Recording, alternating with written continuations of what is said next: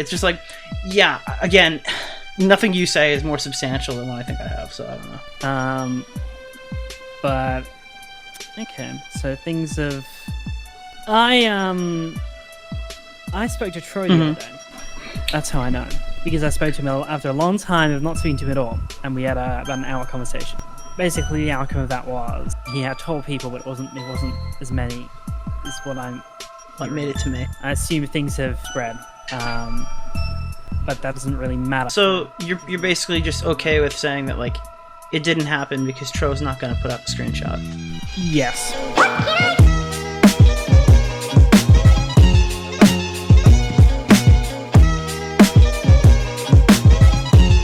I'm going to be talking about John Swan tonight in 2024, guys. John Swan, if you guys don't know, friend of the channel, collaborator, future collaborator, Toastify, has uploaded a groundbreaking documentary assassinating John Swan. And we're going to be asking the question tonight, before I go off to sleep in my slumber, whether we should be rehabilitating John Swan. Whether we should bring him back, okay? So I'm gonna skip the taking flight part, but if you wanna watch that on your own, that's just like the rise of his career. I don't think anyone really cares about, well, I don't think they don't care about it. You should watch it in his video, but I wanna start listening to when things get bad. So we're going to decide tonight on whether John Swan can return to the commentary community with my blessing. Okay, boys? Oh, here we go.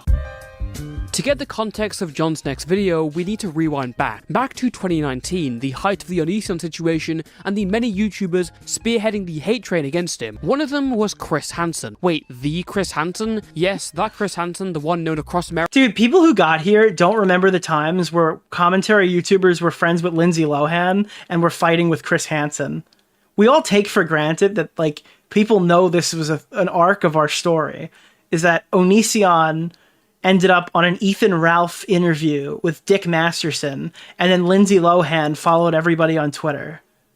Actually, Lindsay Lohan followed everybody after Suzy Lou, but she wanted to, like, launch new music with Augie or something on Augie's stream. America and possibly the world as the guy with the show where he baited child predators to houses and caught them. Chris Hansen did an entire Predator expose video seething about me and John, and they said that, like, we're the real predators because we're re-victimizing young women or something.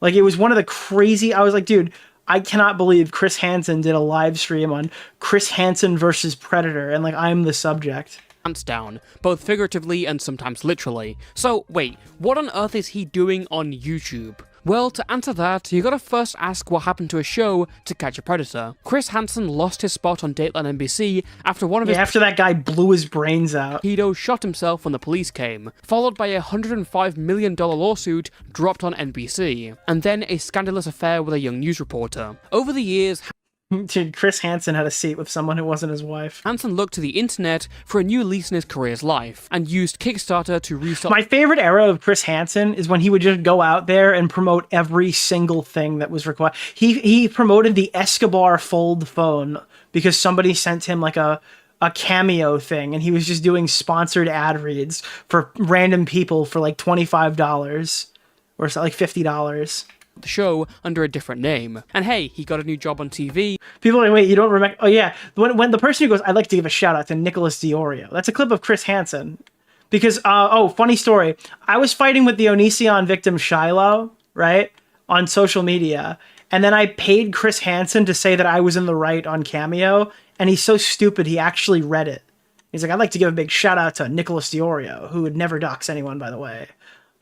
Like, it was so nuts. And the show started getting predator catches. But Hansen's many supporters were promised things for the support. Stuff like t-shirts, mugs, hats, the usual. Eventually in September 2017, Chris bought $13,000 worth of merchandise and paid for them with a check. But Hansen's checks bounced. And in early 2019, Hansen was in serious trouble. Not only was he arrested because of his bounced check that paid for the merchandise, but the arrest revealed that he was in over $1.4 million worth of debt. Thankfully for Chris, the Onision wave had rolled into an entire tsunami, and it captured his interest. Chris started looking into the case, and was soon doing regular streams with massive turnouts, where he interviewed integral people to the Onision case, like victims, prominent YouTubers. And you gotta know, when he was doing these big streams, this is old YouTube big streams. Like, nowadays, the commentary community can yield, like, 2,000 live concurrent viewers to, like, on higher end, I think we've had, like, 5,000 on this channel, or, like, 4,500 or something. Back then, 2000 was like a major milestone. I really do think YouTube did something to streaming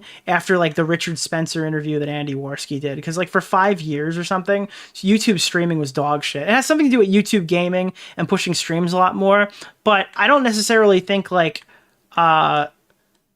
everyone's just gotten bigger, because I mean everyone has gotten bigger, let's be honest, but like at the same time, discoverability on YouTube back in this time frame was not nearly as like lucrative as it is here. This is like wildly different stuff we're talking about. YouTubers and former affiliates. Having the guy known for catching pedos on Onision's case, knocking on his door asking him to have a seat, hearing his panicked call to 911, all this was crazy, and insanely good PR for the crowd against Onision. But Hansen was not perfect even in this area. Over the months, Chris's interviews had slowly gone from key figures to everyone and anyone who was somewhat affiliated to Onision, and it wasn't as if he was handling the situation well either. Sarah, a victim of Onision's partner Kai, claimed there were explicit pictures that Kai had sent to her when she was underage. Hansen got in touch with his contacts at the FBI and told Dude, this is the craziest shit ever. If you guys don't know about this, he's going to explain it likely in the next couple of seconds. But what happened with Sarah was she has this laptop that supposedly has the only evidence that would get like Onision sent to jail, and he sends it to this random schizophrenic guy. I forgot his name, but I'm sure he'll say it.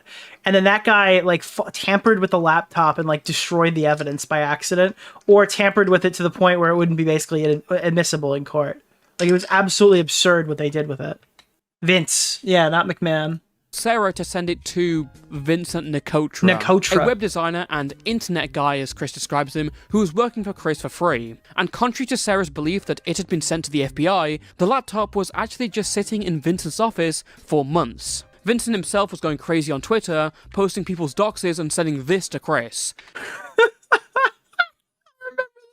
Dude, this was a crazy story. This has gone far enough for the trolls. Sorry to ruin your New Year's Eve, but I'm taking matter into my own hands with a f***ing N-word troll. I can't, dude. He just started dropping the hard R. This troll is he's a fucking...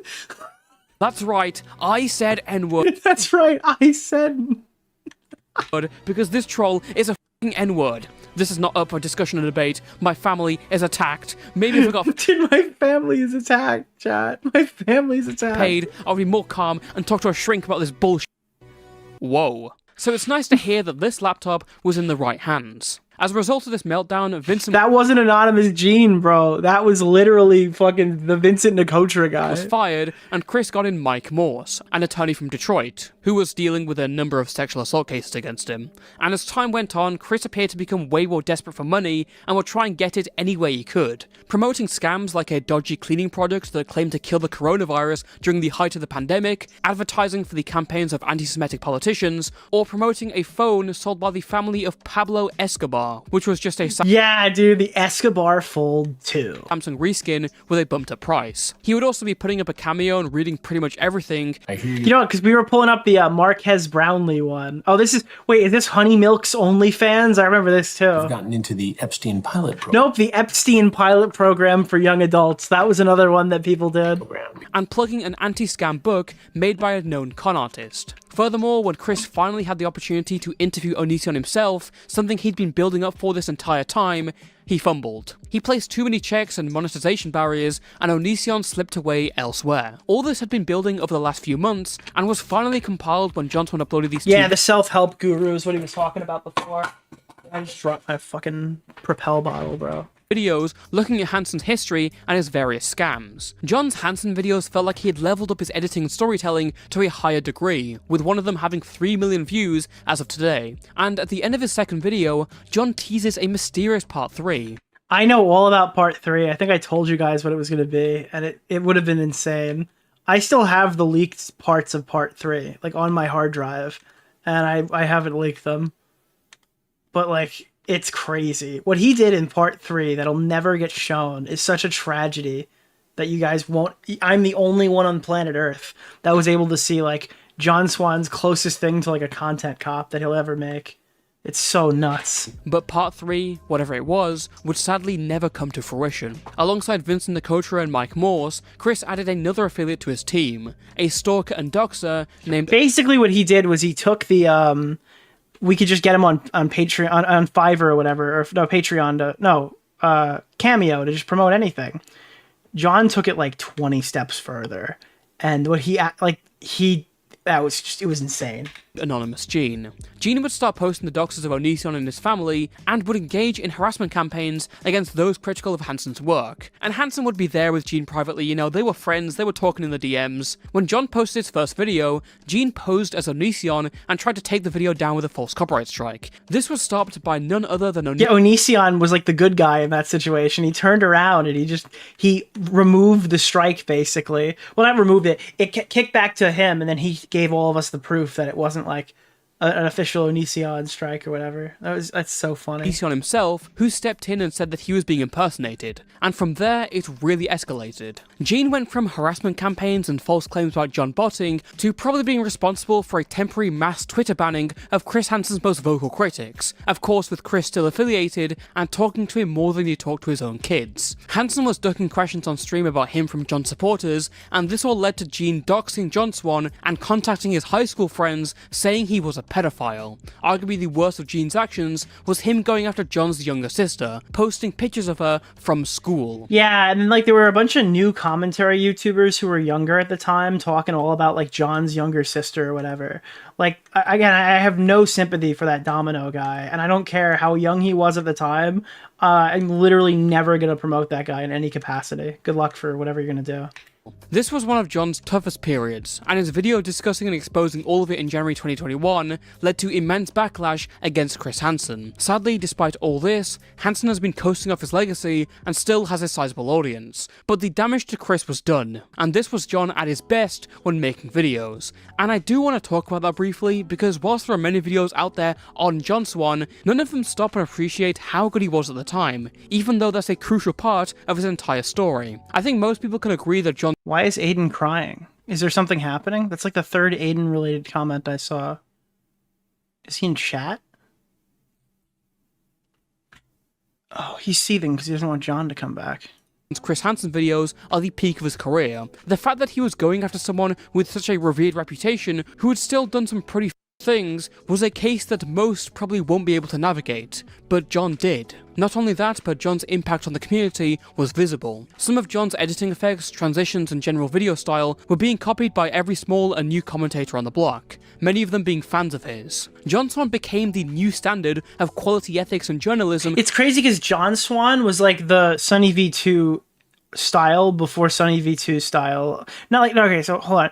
You know how everyone copies Sunny V2 now? Back at this point, for a span of 6 months, everyone was John Swan. They were all just copying John's entire aesthetic. In online drama, I still use the transitions that he gave me because they're easier than fucking creating new ones. Brought around this new lick of paint to the commentary community, one that's lasted to this day. Additionally, because John was a musician, he was also skilled in audio issues, and his microphone generally sounded better than everyone, which is worth noting because he would connect and help many. Bro, Augie's like, dude, we gotta bring John back, dude. He's the only guy who knows how to fix my audio.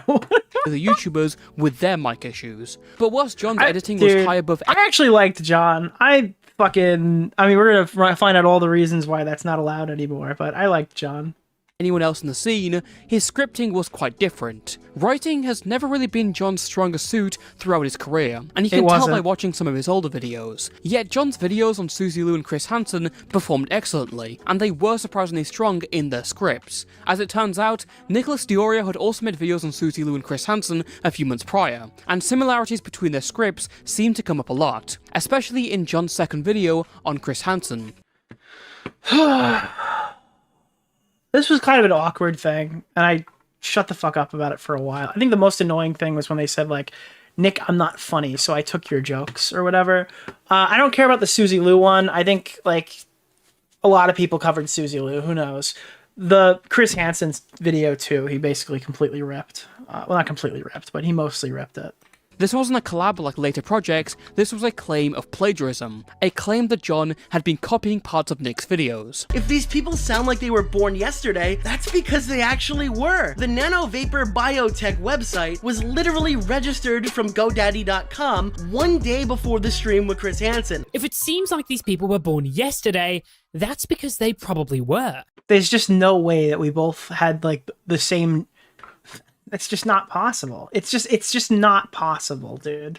The website domain for this revolutionary product was registered the day before the stream on Chris It's just not possible, dude. Hansen's channel. And by the way, that's literally just a Blue Yeti. It's the same exact, like, that clip is from 3 years ago. I'm like 23 in it. It's literally the difference between getting an XLR microphone. So if you're ever considering a Blue Yeti, I think that was like the last video I used this in.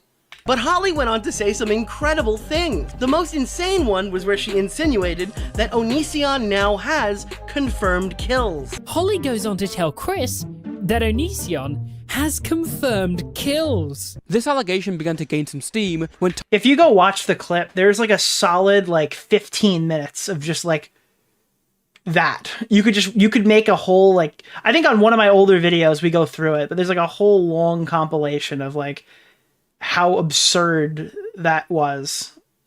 Tommy C referred to it on a live stream. I took 2 lines from Nick's video, this one and the one around the Holly clip. Why? Because they said it better than me. Both of Nick's videos are cited in the description. Text and journalism with a similarity less than 15% is considered acceptable.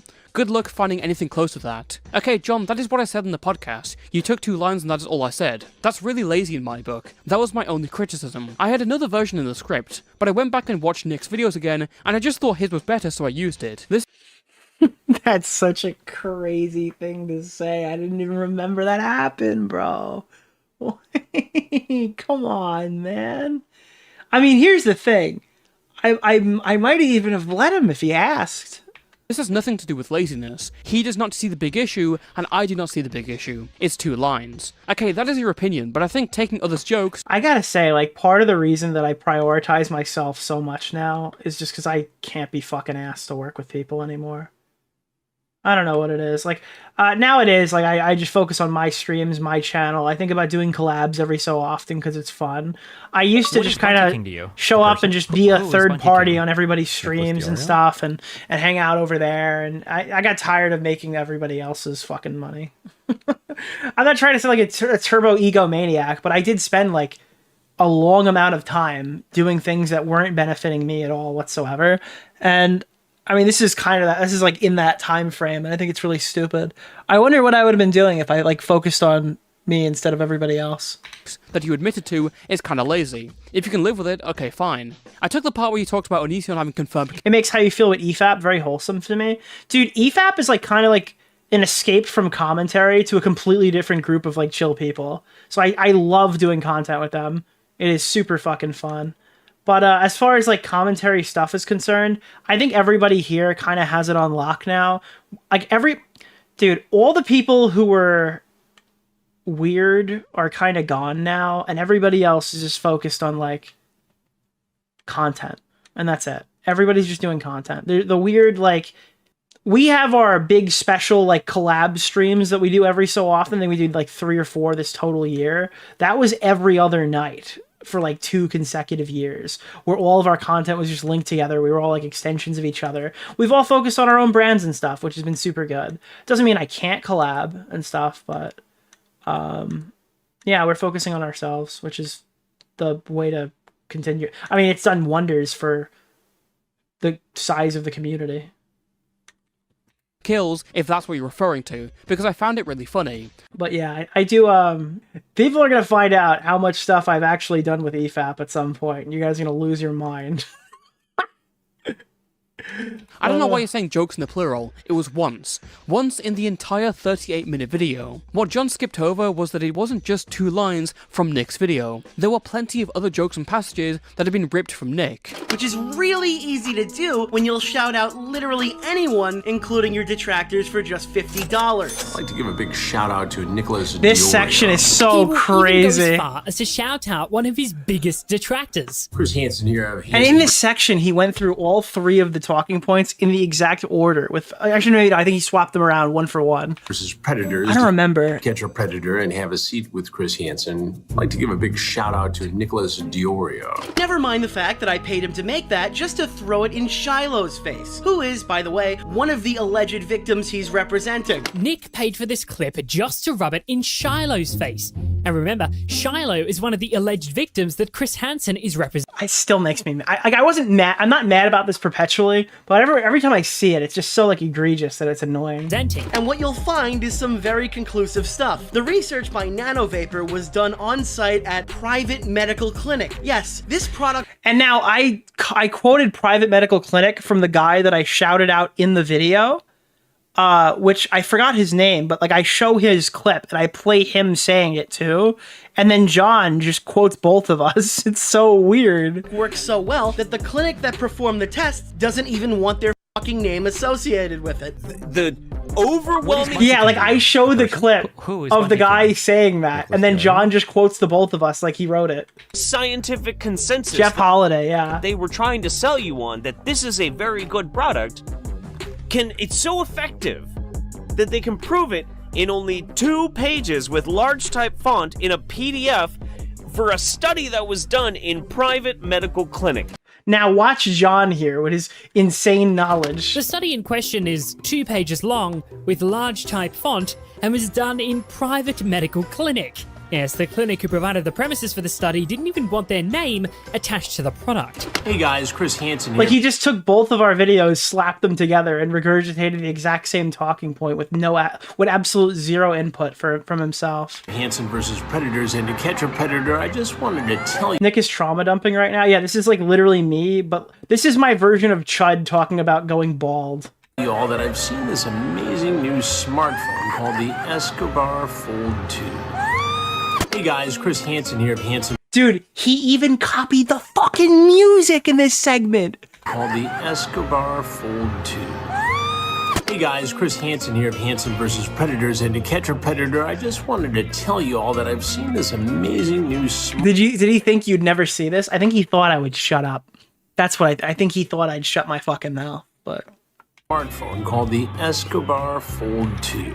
Well, in case you're unaware, the brand name Escobar actually unironically comes from Pablo Escobar, who, by the way, was famous for being a Colombian drug lord and narco-terrorist, who was also the founder of the Medellin cartel. At the time of By the way, I pronounce it's Medellin cartel. I pronounce it wrong. his death, his net worth was estimated at $30 billion in 1993. You know, Colombian drug lord and narco-terrorist who was the founder and sole leader of the Medellin cartel, dubbed the king of cocaine, the wealthiest criminal in history, monopolizing the cocaine trade into the US in the 80s and 90s, and was also responsible for the death of over 3,000 people. However, this entire situation didn't really go anywhere past this. Yeah, he says it the same. I mean, guys, there's no denying that he plagiarized the fuck out of that video. And look, whatever. I don't know. It's way behind me. This was like 5 years ago. People who cared about this agreed there were more pressing issues. On top of that, Nicholas DeOrio himself didn't want to push the issue, and later stated that he did feel slighted by this, but didn't want to comment because John was blowing up at the time, and it would dampen his friend's... And that's dude, if I commented on that when it happened, immediately super hard and took a definitive stance, I would have looked like such a fucking crybaby scumbag. And I'll tell you why. My video got like 64,000 views or something, and his video got 1 million views. So if I turn around and say, you plagiarized this entire fucking video from me, and I cut off John Swan, and I fucking cried about it, it would literally look like I was just like a jolted fucking... like I was just jolted that my video didn't do well and I was taking it out on him. And I didn't want that associated image with me, so I ate shit for a long time. And then after I think everything else kind of blew up, then I kind of was like, all right, well now that this is done and John's career is fucking eviscerated, this pissed me off. This really annoyed me. I'm pretty sure that's how I went out about it, but I don't remember. It was a long time ago. Says, and make him look like a dick. And back when this happened, like, I felt awkward about it. I didn't want to say, like, holy dude, my friend is stealing from me, okay? I don't, because, I mean, that sounds pretty gay, right? I don't want to be the guy on Twitter who's being like, oh my god, because John Swan was a big, successful YouTuber at the time who was pulling in, I don't even think the combined views on my 2 videos were 200,000. This video did 800,000. So until John's whole life and career ended, there was no way for me to argue about this without... Well, I guess I cleared that up. sounding like a petty bitch who is like jealous of his current success. And that wasn't the only issue with John Swan. Hey, commentary community. I'm outside right now, touching some grass. This was about me, actually. This was him talking shit about me. I think you guys could all take a little bit of Zan segment's coming. It's already on the channel. I just haven't posted it yet. I only do one video per day, and I'm like 4 days ahead right now. advice from that. Remember, the internet isn't as serious as you may think it is. You may think a lot of the things hold more weight than they really do. Try and get outside. Touch some grass sometime. Though John had elevated himself to admiration and fame, he seemingly kept hanging around and f***ing with smaller commentary channels. I know there's a saying of never forget where you came from, but John was directly interacting with these people and getting involved in situations he really didn't need to. After his initial blow-up, his actual next target was none other than Raintism, a small commentator who'd been doing YouTube for 10 years. The most famous clip of this Raintism guy is when he was talking about putting up a girl in like a hotel room or something. And then I said like, did you ask for naked pics or something? Or something? And then everyone's like, what the fuck, Nick? What the fuck? This is so ridiculous. Why are you asking him that? And he's like, I didn't ask for naked pics from her. And everyone's like, oh, is that what it was? Or did you send, oh no, maybe it was unsolicited dick pics. What the fuck was it? Dude, holy shit. Does anyone remember this clip? Commentary AIDS. It was a kick Nick out of here. And then everyone was just like screaming, like, holy shit, he called it. Unsolicited. Yeah, it was not from Mango. That was what, yeah. Here. Again, not weaponizing suicide. Have you ever sent an unsolicited dick pic to Mango? Okay. Not to Mango. Nick, kick Nick out of Wait!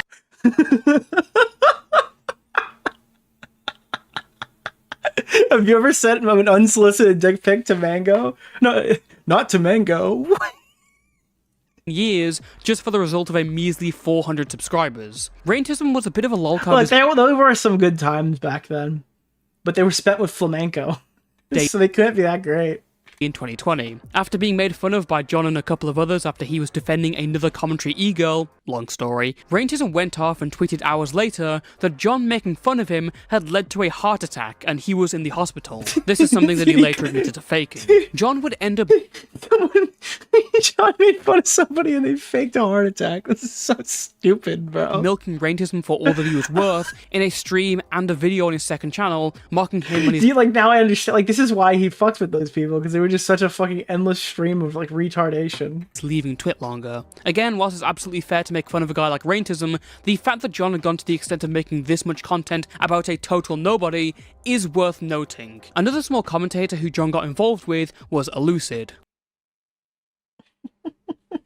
Yeah, we ate shit on this. I did a clap One side... Elucid. Oh, God. It's so bad. Oh, God. Primitive short video essays with flashy lights, and the other side just being a typical run-of-the-mill commentary YouTuber. Elucid and John Swan didn't really know each other, apart from John helping Elucid in a false copyright hit against his channel in mid- The Elucid stuff is still weird, because I had somebody message me being like, I need to talk to Toastify, because I lied about the whole thing, and he's actually super not guilty or something. And I'm like, I have no idea what you're talking about. I do not care. You should speak to Toastify. I have no interest in covering this story. The Elucid, it's always just been a fucking complete shit show. 2020. The connection is because Elucid was... I don't even remember the guy's name. I was like, I do not give a fuck about any of this, so contact someone who cares. Used in late 2020 of pedophilia. The allegations seem to be strong, but within the same day of them being published... The guy was like, he said like, yeah, I lied about my testimony. Like, not me, but him. I don't know. I don't even know if he was in the video. It could have just been some random guy, and it's just stuck with me. John Swan started up a stream intervening. Within an hour, he and everyone else had concluded that the current evidence against Elucid was fake and unreliable, and everyone's opinion on the situation turned instantly, which is yet another testament to how much impact and influence he had on the community. Interesting. I remember the thing that pushed me over the edge is it was some weird Instagram glitch that ultimately we now know what it was, I think. But it made the screenshot look fake at the time. And there wasn't really, like, at the time, we didn't know that it was just some glitch of the version that was being used, and it appeared that the messages were doctored. Interestingly, something that barely anyone had picked up on at the time is that John's logic to disprove the evidence was totally wrong. The entire idea revolves around the fact that the Instagram UI was wrong, which is incorrect, and the iPhone screen recording had massive spikes of lag, which is totally normal for the hardware. Elucid was essentially falsely cleared by John, but the most well-known case of John fucking with small commentators is Pyman. I'm gonna nuclear take here. John was just ahead of the curve, okay? Pie Girl is weird. No, I'm kidding. He was like completely out of pocket here.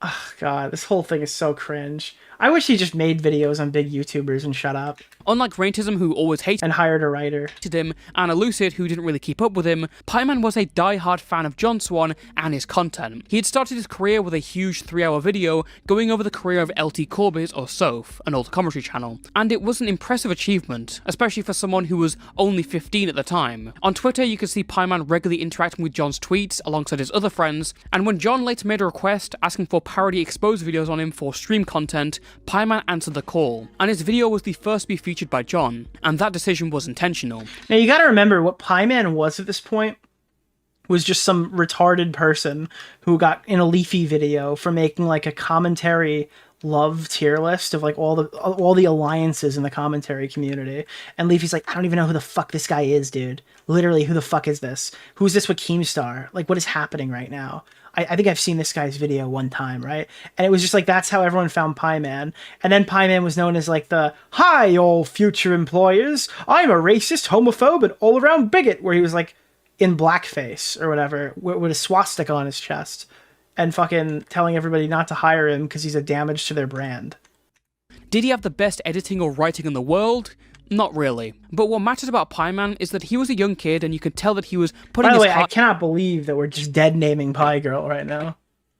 Into making videos. However, things weren't to last. It begins, as all online tragedies begin, on Discord. In one of the many small commentary Discord servers out there, Pyman met a Twitter user inside the community called iMalikStan69. Pyman and iMalikStan hit it off and quickly began flirting with each other on Discord and Twitter. Keep in mind, Pyman was 15 at the time and iMalikStan was 13. Or at least, that's what Pyman thought, until someone later informed him that iMalikStan was actually 12. In response, Pyman said that it now felt really weird, but at the same time, knowing that her age was lower than he thought actually turned him on more. Expectedly, the screenshot was then leaked to the public. Initially, this was met with a lot of ridicule, as you would imagine, but the situation was derailed when John Swan and his friends came in and began berating Pyman as if he were a pedophile. They did outright say he wasn't, but their treatment of him and the other tweets implied something very different. Now, did Pyman deserve being called a pedophile? No. No, I don't know. I think the kid was fucking weird. I think the kid was setting himself up for a horrible future that ultimately came to fruition, but pedophile is like insane. To be clear, what Pyman said was incredibly weird, but he was again only 15 at the time. It was hard to pin him down as a vicious predator threatening children when he was also a kid and a social reject who hadn't even talked to a woman in real life. John cannot survive off the... If this was Chud Logic's audience, they'd be like, well, ultimately Pyman turned out to be a complete freak, so... I mean, I guess John was looking in the right direction. Let alone... Like, in the veil of hindsight, it looks really good for John here, but this was a pretty big L. A relationship. Have you ever spoken to a female? Dude, could you imagine being like an adult in a call? Like, this is just so... Ugh. Like, this is a genuine... Like, do you know? I'm gonna be honest. I have not had... Wait, I'm gonna be honest. I've not had an actual conversation with a female outside of Twitter. You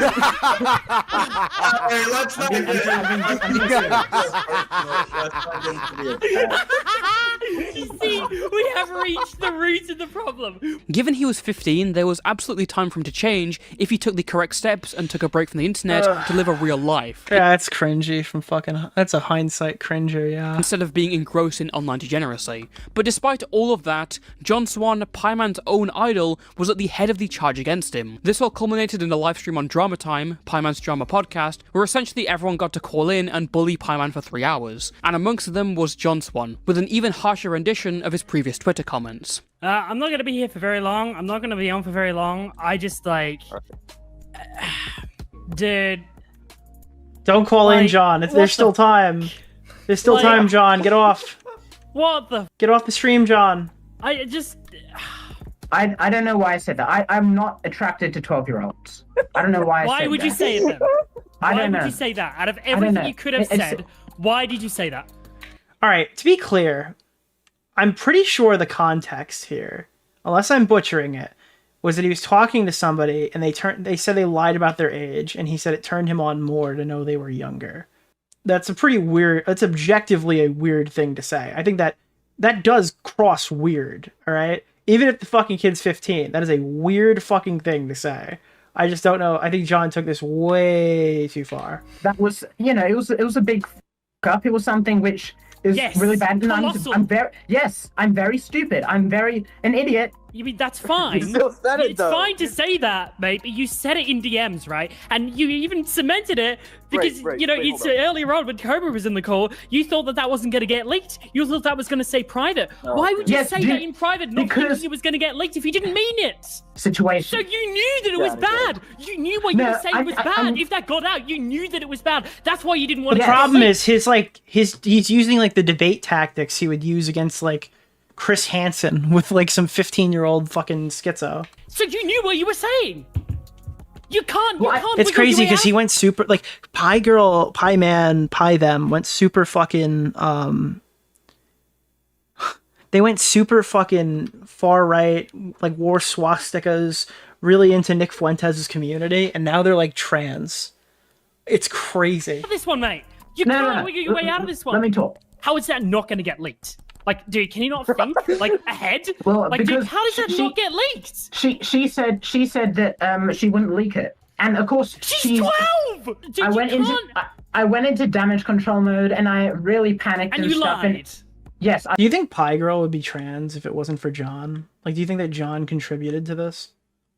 I lied. That was really bad, and I don't have an excuse for that. But if you legitimately feel this way, you need some help, right?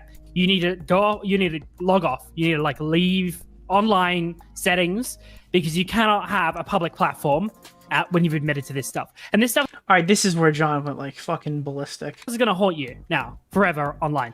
Like you've said that. That's come out. People are always gonna know. You've tweeted some very horny tweets before, which is really strange. And I unfollowed you. That was partly the reason why I unfollowed you a few weeks ago. Looks like I dodged a fucking bullet there. And it shows that you don't have self-restraint. It's crazy because John's like, I dodged a bullet. This is going to haunt you. Well, he's like currently loading the shotgun and inserting it into his mouth. You can't think before you speak. You don't have self-awareness. And those are important traits to have if you have an online platform. I don't know if you can save yourself here, then. Like, this is something that's going to be with you for ages, and you need to get it sorted out. I don't even know if you can come back. I don't know if you should. Unsurprisingly, this wouldn't end well, as after the livestream, Pieman posted his suicide note to Twitter. Thankfully, he would survive. How old is John? Probably like 19 or 20, right? At this point? As his parents intervened and got him to therapy, and the situation... Like, he's over 18. ...entered a mellow lull. Yeah. People felt as if they had taken stuff too far in the heat of the moment, but John retold the story in a very different light. You'd think by now that the YouTuber with 100,000 subscribers would just leave this frankly irrelevant alone once it got too serious, but he didn't. To his stream viewers, John said that Pieman was weaponizing his life to get out of the situation. But at the end of the document, he said, I might just upload my next video and then myself. Why is he yours? Oh god. And I'm just... It came out later. Okay, well, those weren't genuine. That wasn't a genuine thing. He literally turned around and said he's fine. So yeah, he tried to weaponize his suicide attempt to try and make us feel bad about. There's got to be a line between saying you're suicidal and not killing yourself and attempting to weaponize suicide. But this is John, who's clearly panicking that like his career could possibly take a hit because this 15-year-old that he bullied on stream is going to blow their brains out. And then him going like, oh my god, okay, thank god they didn't do that.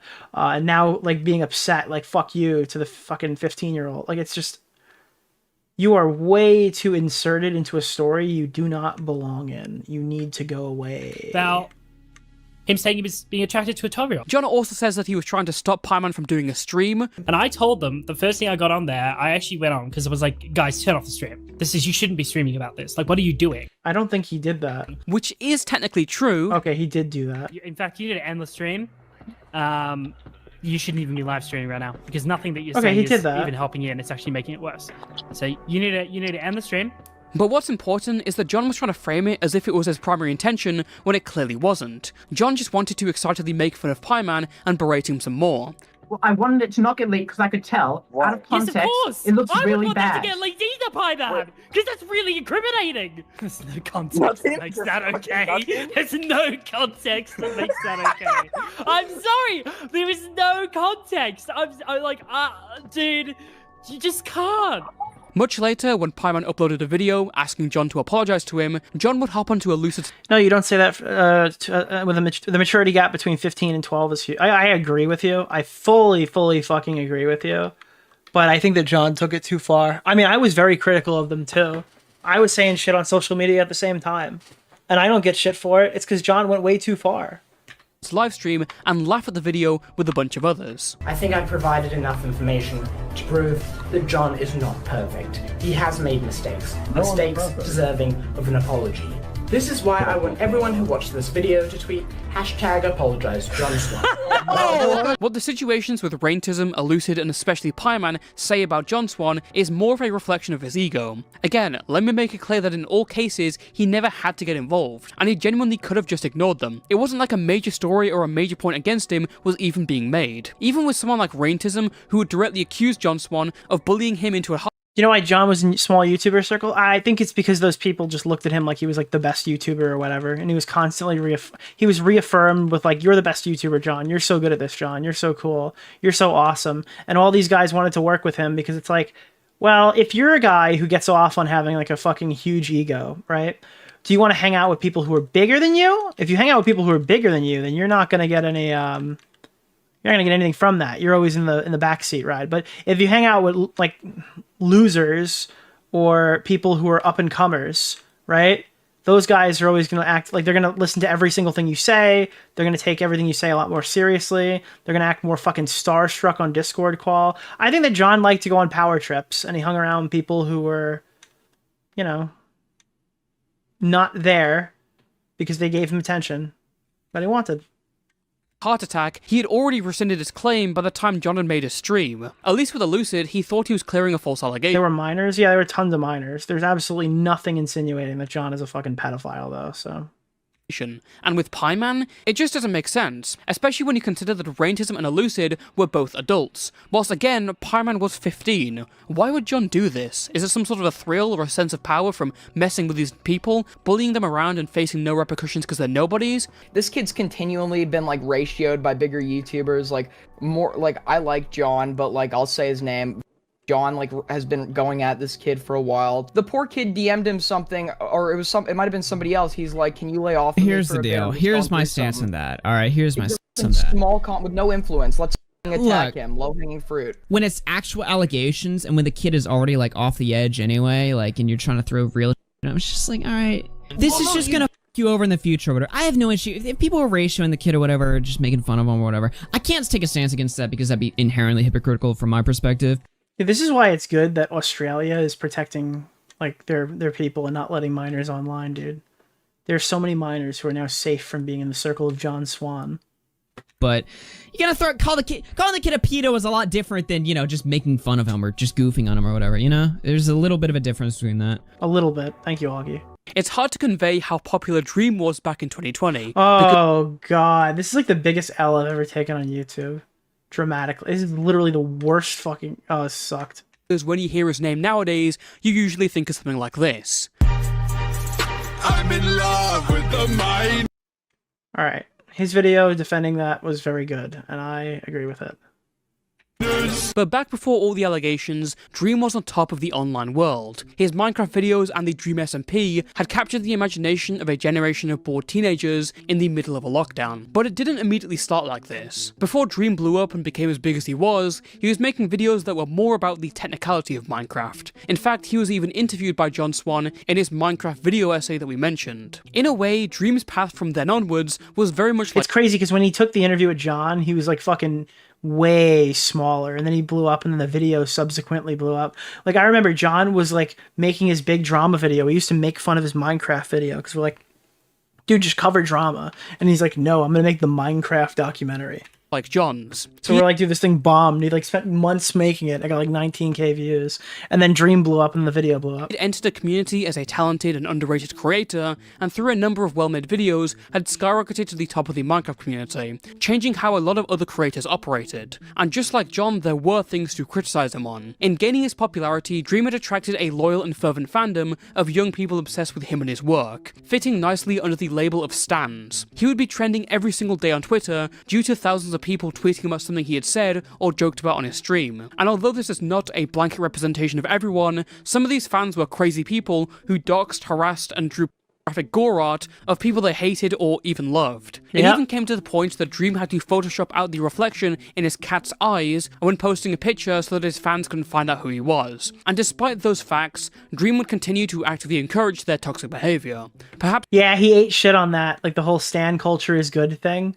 Once he realized like they just gonna eat him eventually, and they started to eat him, he kind of like, he took the L. It's no surprise then that when his rabid fanbase turned on him, not much sympathy was to be had. At the time, John Swan had just finished his collaboration with Nicholas— I was like one of the few people who sympathized with Dream after that. DeOrio, looking into the YouTuber Deji, and was moving towards the future. He was now planning to work with a smaller and very talented commentary creator known as Cordwit on his video encompassing Dream's controversies. And in order to promote it, John would post tweets highlighting the issues with Dream and his fanbase. This got him the usual backlash, but it did also get him on Dream's radar. And after a post in which— It's so crazy because John had so many opportunities to just not look like a turbo sped and just acknowledge that he fucked up or whatever, and him and Lieutenant Cobra were running gay ops against— oh my god, it was Harley TBS too, back when Harley was like a failed YouTuber, clout demon, who was just begging for attention every fucking day. They were fucking with him, and then Harley DMs Dream asking if he really wanted to do a Minecraft sex mod, and that got Dream on their tail.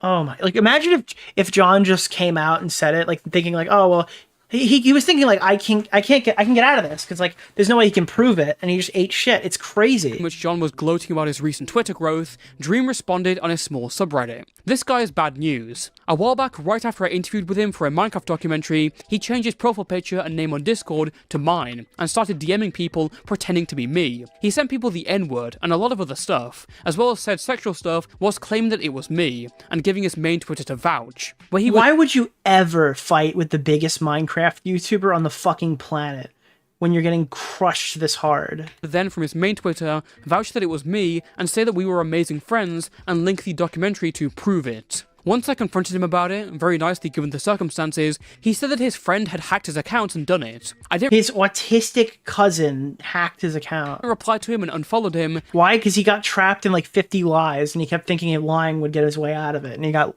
fucking, he got wrapped up in it.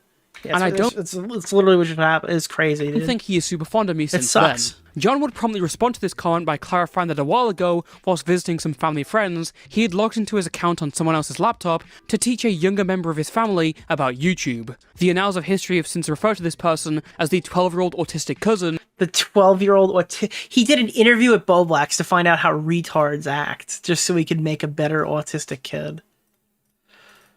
It's fucking crazy, dude. Based on how John describes them. John states that he foolishly forgot to log out, and this kid would start trolling on his account. He messaged the YouTuber Harley TBS and redirected them to an alternate account disguised as Dream, where he talked about such topics like the Minecraft sex mod that he was working on. It's worth noting that Harley is now known as a channel with well over 100,000 subscribers and a prominent voice in the art commentary community. That's not really a big accomplishment. Harley is the least shitty art commentary YouTuber. I can proudly say that. But back in 2021 when this happened, they had barely 1,000 subscribers and was generally quite annoying. Something I'm sure or they will tell you themselves. Harley was less known for the content they made, and more for spamming friend requests on Discord to any and every big content creator that they got into contact with. As soon as— It's so funny, because this is like my biggest trap, is if you do stuff like that 5 years ago, that's like I'm a first impressions guy. Every time I think of Harley, I don't think of like the good videos they've made. I don't think of like how far they've come as a content creator. I think of like the schizo 1K YouTuber who spammed people with friend requests back in the day. And that's just how I mentally encapsulated him. As John found out about the trolling, he says he logged down all accounts. Is Harley trans? I don't know. Maybe non-binary. Who knows? And spoke to the cousin. Art commentary, probably. Telling him to stop and change the account back. Dream didn't buy this, and showed the Twitter messages where he confronted John on what happened. The two went back and forth, and John's audience and friends obviously believed him, considering his credibility. I'm so sorry about all the Dream-related tweets on the timeline, but I just quickly wanted to add this. Why would I, as a creator wanting to get big on the platform, try to smear another popular creator by creating an alternate— Like, this is so insane. Why would I do this? I don't know, John. Why did you do this? Account and sending troll messages to one person. This just makes no sense at all, optically and logically. Anyone that knows me in private knows I don't do shit like this. It just isn't— And he just leans on it. Like, everyone knows I would never do something like this, because up to that point, like, John never did something like this. Yeah. I don't know. His videos were well researched. He was putting out tons of good content. He was a pretty, I mean, based off of the things that he was doing, he was pretty credible. Isn't true. This is a smear, plain and simple. On February 16th, 2021, Dream went live on— He just woke up one day and decided to just be like the most retarded animal in the commentary community. And he just never recovered. And he just pushed that trajectory moving forward. Which to over 300,000 viewers dressed in a detective version of his skin. In this stream, Dream shows the DMs of the alt account supposedly made by the 12-year-old autistic cousin. In this, he points out that the kid referred to Harley's— The craziest thing that came from this drama is when Dream fired up a live stream, and then he went, "Who is Nicholas DeOrio?" And everyone was just like, huh? It's funny because I talked to him after, and I was just like, looking back in hindsight, this was I should have figured this out sooner. But yeah, I mean, he was very cool about it. It's just crazy because Lieutenant Cobra was using an account with Giancarlo Esposito's face and like my name while they were doing all this. With LT Cobra. So how could a 12-year-old log in and know about this person's pre-existing drama with someone else? Dream also notes that the alt account is now named Nicholas DeOrio. Yeah, this is... Oh, he's gonna put a clip? As we know, is one of John's closest I don't think you friends. can because he played copyrighted music. Again, unlikely that a 12-year-old would know this. So who was running this account? Was it actually Nicholas DeOrio? Yeah, but the thing is, the account name could have been changed later for some odd reason. That wasn't like the screenshot from the time or whatever. At this point, Keemstar also jumped in because of course he did. Keemstar offered both John Swan and Dream an— It's crazy because Keem was totally willing to let me sink here too, which is even funnier. And I don't really hold anything against him for it, but he was totally willing to let me sink because he like had evidence and he just didn't tell me. And I literally had to find it out myself, and it came down to like whether I was going to do the right thing or not with that information. I didn't know the cards were already stacked. But when I found out, when Tom told me and Slacker told me about what happened, that like Tro knew or whatever, I shockingly did the correct fucking thing, did the right thing. And I only found out later that Keem was going to run the story and fucking rape me and claim that like we were in on it. Even though we weren't. Opportunity to come on Drama Alert for an interview. John denied, saying his manager advised him against it, whilst Dream accepted and pointed out more inconsistencies in John's argument. The story just... No, it doesn't make any sense, and the thing is, there's so many inconsistencies, and something I didn't even mention on my stream, which I think is is actually a really big deal, is that in between the time period where he claimed he didn't have access to his account and he got hacked by the 12-year-old kid that he says did it, according to Harley, which is the only witness, because Harley was like, it's obvious in hindsight that their play to get John on to debate Dream was entirely about like, oh, we're gonna show the evidence to you in person to like embarrass you publicly, and that when John was like, my publisher advised me not go on or something, that was like a huge fucking red flag. But by then, like, I mean, we were just days away from finding out for sure anyway and getting the confirmation. The one that was being messaged. The account never. And I don't think Dream ever had the evidence from Tro. I think he was just going to say Tro said it, unless Tro was giving out screenshots, in which case he could have made my life a whole lot easier, so I didn't have to do the interview. Went offline. So the account was online the entire time between when he claims he didn't have access, and then he messaged them saying he did have access. And according to them, because it was only a 10-minute period, the account never went offline during that period. So the account was online the entire time while he was apparently doing password resets and stuff. The ball was now firmly in John Swan's court, and he would respond with an eloquently written 8-page document. It starts by recapping the history of the drama before going over Dream's questions and refuting them. Nick, do you feel that guys like Chud and Queeman are more trustworthy due to their honest, cynical abrasiveness? Queeman even sounded more sympathetic to you than smug about being vindictive on Muda. Listen, I like Queeman a lot. I don't know Queeman super well, so I'm not going to just turn around and say, like, well, they're cynical, but they seem to be opinionated and they seem to be principled. It's like, that very well might be the case, but if I was a really shit judge of character, I would just say that affirmatively right now, when I don't really know Queeman super well enough to maybe come to that conclusion thoroughly. For Chud, I know a lot better. I think Chud is pretty on the nose. I'd be very surprised if Chud does anything super nuclear, but I've been surprised before, so who knows. No, I generally, like, I said I was doing no new friends. We're not making any more YouTube friends. We're just focusing on the channel. We're focusing on the stream, and it's Nick, Tom, and Augie or whatever. That was the plan. And Chud kind of snuck in. Like, I was already kind of done. I didn't want to hang out with any new people. I didn't want to hang out with any new John Swans or Edwins or whatever. And Chud was always like kind of the exception to that, because I have a tremendous amount of respect for that guy. So that, I guess that goes to show what I think of Chud. Point by point, reasoning that he forgot multiple aspects of the situation. Why did the kid know about LT Cobra and Holly TBS's drama? Well, the day prior, Cobra had sent John screenshots of him arguing with Harley, and Cobra was the last person that messaged John at the time. Why was the account renamed Nicholas DeOrio? Well, Nick had appeared in a lot of John's videos, which the kid had seen, and Nick has a big meme culture around him in the community. And why trust Dream when he's been accused of cheating? I mean, I did. In a Minecraft speedrun. Which is crazy, because after this, John's like, I empathize with Dream over his Minecraft speedrun thing.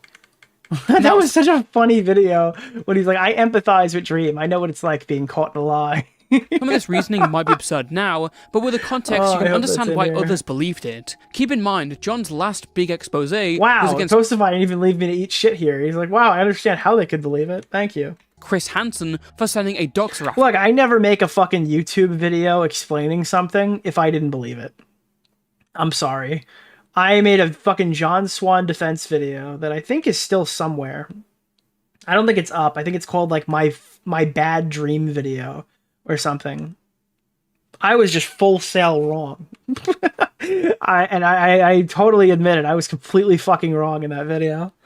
Yeah, I'm not gonna sit down and write a script for that. That was part of the reason I was so fucking mad in the phone call, because I completely just destroyed that entire situation by making a fucking video defense of John.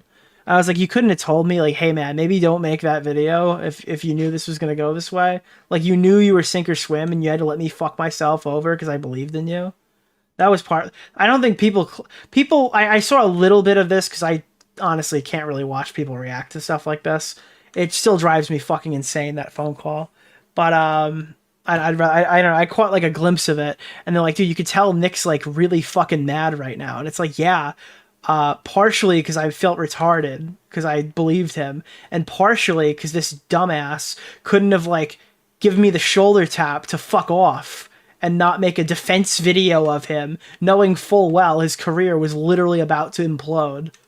For him, Dream misunderstanding this incident was probable, and again, most of the like, he was perfectly fine with not only fucking himself, which is what he obviously was down to do, but he was also at the same time okay with fucking me too.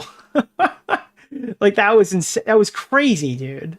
What a fucking, like, that was so fucking annoying. Community threw their weight behind their trusted friend. It was literally like, just like, it was by any means necessary. Part of this, and I guess like the part that really resonates with all the audience this just does not sound like something John would do. I don't think I've ever heard John say a slur. I don't think I've ever heard that before. This posh little prick is out there apparently making fake This kid plays the fucking violin, dude. Like, he's not... This dude literally... He plays the violin, dude. That's so true. I didn't even consider the that. violin on He's not gonna go on stream and be like, oh, we don't like it.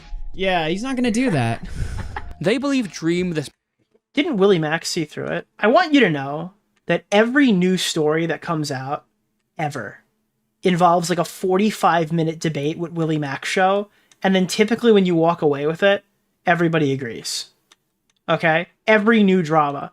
Recently, there was one of them where I just wrote in the chat and I said, here we go, and then someone didn't realize what I meant, and then they fought with him in chat for like fucking 35 minutes. And I think he ultimately landed in the same place, right? But like, disagreeing with Willie completely is like one of the most common tropes of every drama I've covered in like the last 5 years. So that's not a red flag for me.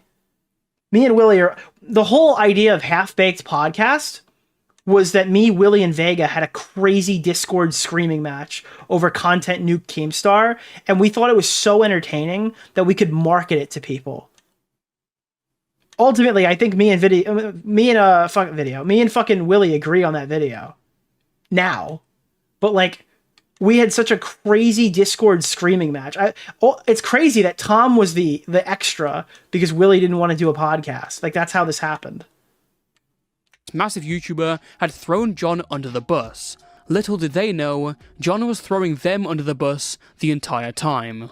On the night of February 26, 2021, messages started going around in the commentary community stating that John had lied about Dream. The rumour was that there was no 12-year-old autistic cousin. It was all made up. John had done this troll, orchestrated it all along with LT Cobra, and then went to message the Bright Opinion on WhatsApp. It's crazy because Cobra will, like, he DM me. He's like, Nicholas, it's been 2 years. It's time to unblock me, Nicholas. And he's like, Nicholas, it's been another year. It's time to refollow me on Twitter, Nicholas. And I think I did. Like, he'll message me from time to time, like, where's John? He goes, I wish I knew, Nicholas. Where he admitted to it. This rumour led to Nicholas... I talk to him like once a year. DeOrio confronting John Swan on a now infamous private call. I don't want to listen to I'm this. not mad at you.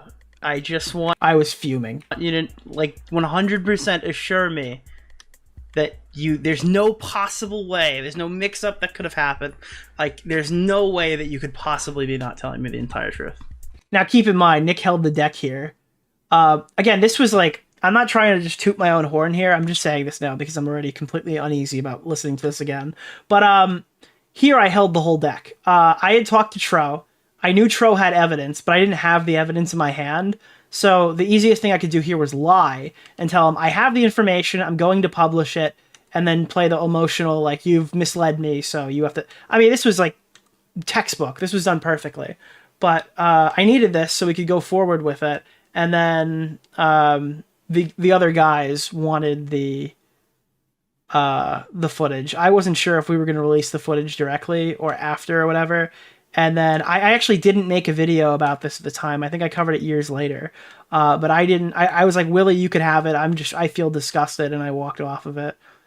This was like the one drama where I still kind of had to execute my friend in this one because, I mean, I was the only one who could do this interview or this fucking confrontation with him privately. But other people made the videos and talked about it and stuff, which was nice. Nobody really ever did that again. Let me see. Can I find the leaked John Swan call? The best part is in the version that was released, I didn't cut out us jumping back in the call going like, we got him. And it's somewhere and I don't know where it is. Like the original leak has like us, like, I think you could hear Wavy's voice in it. Hold on. This was before I was John Wick, dude. They had no idea. I don't think I can show it on screen because it was very offensive. Do I not have the leaked call? The John Swan allegation. John Swan's big lie. He showed. I put the whole thing here. I mean, I don't know if you're interested in watching more about this. If you want a version of Toastify's video that's 2 hours and 40 minutes of a massive compilation going through every single thing, all the streams at the time. This is the Detective Dream stream. He mentions Clout Chaser. This is me reacting to Detective Dream prior. So I think you can see like, and this is just all my wrong takes. They're all public. If you want to see exactly how my thought process worked, I think this was it. And it's on YouTube for everybody to consume of me eating shit. Yeah, there. This is just a crazy image. This is so fucking crazy, dude. By the way, it's not, the O is supposed to be capitalized, for the record. Oh, this is about to get really good. This is the best part of the whole stream. Account. Oh, no. DeOrio. Who's that? Well, that is the new name on the fake Dream account. Oh, no. It has a new name and profile picture. That's how. Chat, we're getting caught in 360p! Yeah, that was bad. That was so bad, dude. Ugh. The drama alert debate. Stream Def Noodles. This guy, like... Stream chatting with Willie and Tommy. Like, there's just so much here if you're interested in the story. Search Dream. This is me reacting to the drama alert. This is the full unlisted video of me defending John Swan in its entirety. Deji series, and many other smaller projects. His videos are some of the best looking in the genre, and he is known for making far. So I don't know why you're taking him at his word here. Are you arguing that he can't possibly be going to parties? Or a kid maybe wouldn't think to say the word So yeah, it's all up. You can watch any of this. The Call Part 1, The Call Part 2. That's like super crazy. I just thought I would tell you before Willie makes a whole public big thing about that. I would just reach out and double down on the apology and say, I don't think you suicide baited, because it's pretty fucked. But anything else, message me. I'm just really... Hi again. He confessed. Hi again. Why did we leave that in? Later. He confessed. And you hear Tommy's voice for like a brief second. We got him. I'm sorry if this like hurt you. I'm gonna look at chat or jump on. That's the thing, right? Later. Yeah. All right. So this is all here. You can check it out. John Swan's Big Lie, dream drama, full coverage, and it's just the whole situation, A to B, alpha to Z, or whatever, as the Brits would say. No, there's no way. There's no way that you could have like. It doesn't add up, dude. There's no way that you and Cobra were just f***ing around with Harley or whatever, and then you didn't expect Dream to respond, and you just said like you made up something on the spot or whatever, and then you just like you weren't expecting it to. Dude, ever there's come back no up way. again, And then Nick again. reads the entire situation basically, and in direct precision. It's just a big show, and you just tried to bury it, and then it got bigger, and then you just f***ing made a document. There's no way that's what happened.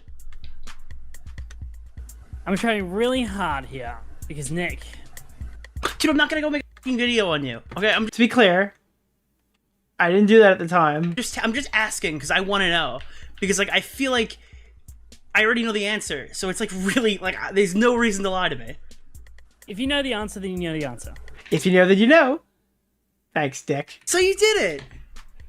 That's what I'm gonna say. I John, come on. I'm not. No, I'm not. I don't know. Who knows? If you know the answer, you know the answer. That's all. Do you think they don't have? All right, wait. You think they don't have you saying it? They do. This is my 4,000 IQ move. This is like the day John Nick was born, dude.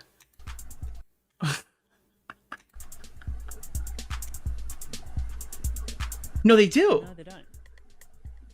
No, they don't. John, it's not on his Twitter account. It's on his WhatsApp. No, it's not me that sent that. Nick. The kid sent it? I don't know who that is. John, this is crazy. I don't know who that was. John. I don't know. Who was that? I don't know. And you can hear John is like got a fucking huge grin across his face. I spoke to Troy the other day. That's how I know. Basically, the outcome of that was he had told people, but it wasn't as many as what I'm. What made it to me? So they told people. I assume things have as Yes. soon things have spread. But that doesn't really matter because what matters is where it started. And the difference between like what Tom knew and what Keem knew is that Tom knew I wasn't like a huge piece of shit. So when he got the evidence, he like told us and we fixed the situation in like 30 seconds. Keem was like, I think Keem was like trying to get even. I forgot what the beef was before this, but Keem was like super happy to see this community burn to the ground. And if that person isn't going to come forward with anything, then I think he wanted us to all go down with the ship. I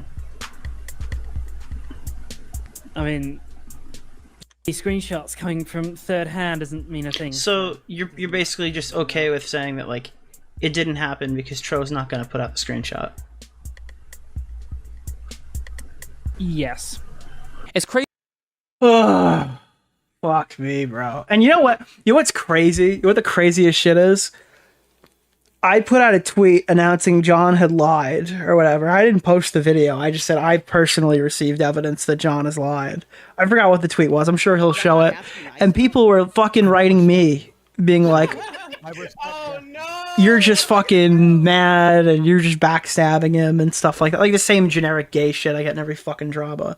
And I was like, really? Really? Come on, bro. I don't know. Crazy how John is so comfortable with saying that he'll just continue because he knows the right opinion won't put out the screenshots. It's just completely slimy. Unfortunately for John, the one thing he banked on was Nick just following his command and not putting anything out. Clearly that didn't work. There's the tweet, yeah. Well, I was going to put a tweet. I've been shown proof tonight that has maybe come to the conclusion that John Swan has been lying to me pretty flagrantly for the last few weeks. I've been sitting here for like a half an hour trying to figure out how to word this tweet correctly, but here we go. I don't want to publicly flog John for lying in an 8-page... Oh my god, he wrote a gigantic document on how he couldn't have possibly cheated. Dude, wait, did he not mention that? Oh my god, he wrote a massive Google document on how it was physically impossible that he could have lied. He wrote a huge document about like a complete lie. Like a Google document that was thorough about a Minecraft sex pod drama. However, he sat idly by while me, Willie, and Tommy were fighting over this stupid shit. And by the way, like me and Tommy had a huge... This was like the pre-falling out. And I think that like the wounds from this situation were probably still felt when me and Tommy were fighting over... Like when we had like our not talking for like 6-month stint. I think that this was partially it. Because I got into a fight with like his news team over it. And I was arguing with like the news team people. I was still when I had Discord perms and I was still like in Tommy's news team and affiliated with the show. And like I got into an argument with one of them about it and Tommy was fucking fuming, I guess, and I didn't know. So yeah, there was like we almost lost friends over this. It was just a shit show. Because early in the next day, Nick posted a thread stating that John had lied to him for the past few weeks. This led to another call where John is clearly panicked and distraught that his lie has been uncovered. I had to. I know. No, I did. I definitely did. No. Oh, this was the second call. What? No. What the f***, dude? Talk. Go. No, it's just why, dude. You can't, dude. What do you mean?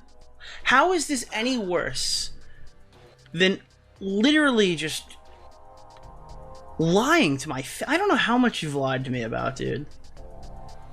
I have no idea how much you've lied to me about, but if you're willing to lie... It's crazy because, like, I'm listening back to this and, like, we've done this, like, 16 more times. Ugh. This is why with Mudahar, I just covered the story. I didn't really moral frog on it too hard. I just said, like, hey, this is kind of gay. You should probably just respond to people and tell them what's going on. And then I just move right on to the next topic. I'm just not doing this stuff anymore. I could care less. Are you looking to hold somebody accountable? Look elsewhere. I'm not going to be the only guy in this community who polices anybody. On like that big of a public spectrum. Do you think like people shouldn't know about it? But I'm just sitting here thinking it's just like, you haven't been up front with me in any capacity. Why would, like, holy shit, dude. I don't know. I thought we were like cooler than that. I thought you wouldn't like fucking like completely screw me over. How did Tro find out? Because John confessed to him on WhatsApp. And he didn't want to share the messages. And then Tro, like, I guess it turns out he like lied to John, because we found out later that that's how Dream found out, is Tro and Dream talked. But yeah, no, it's just crazy. It's just so fucking crazy how this went. What you really expect from me here? I have like a moral truth capacity thing. What? No. No, dude. What is the way, dude? How do I do it better? This is not the way.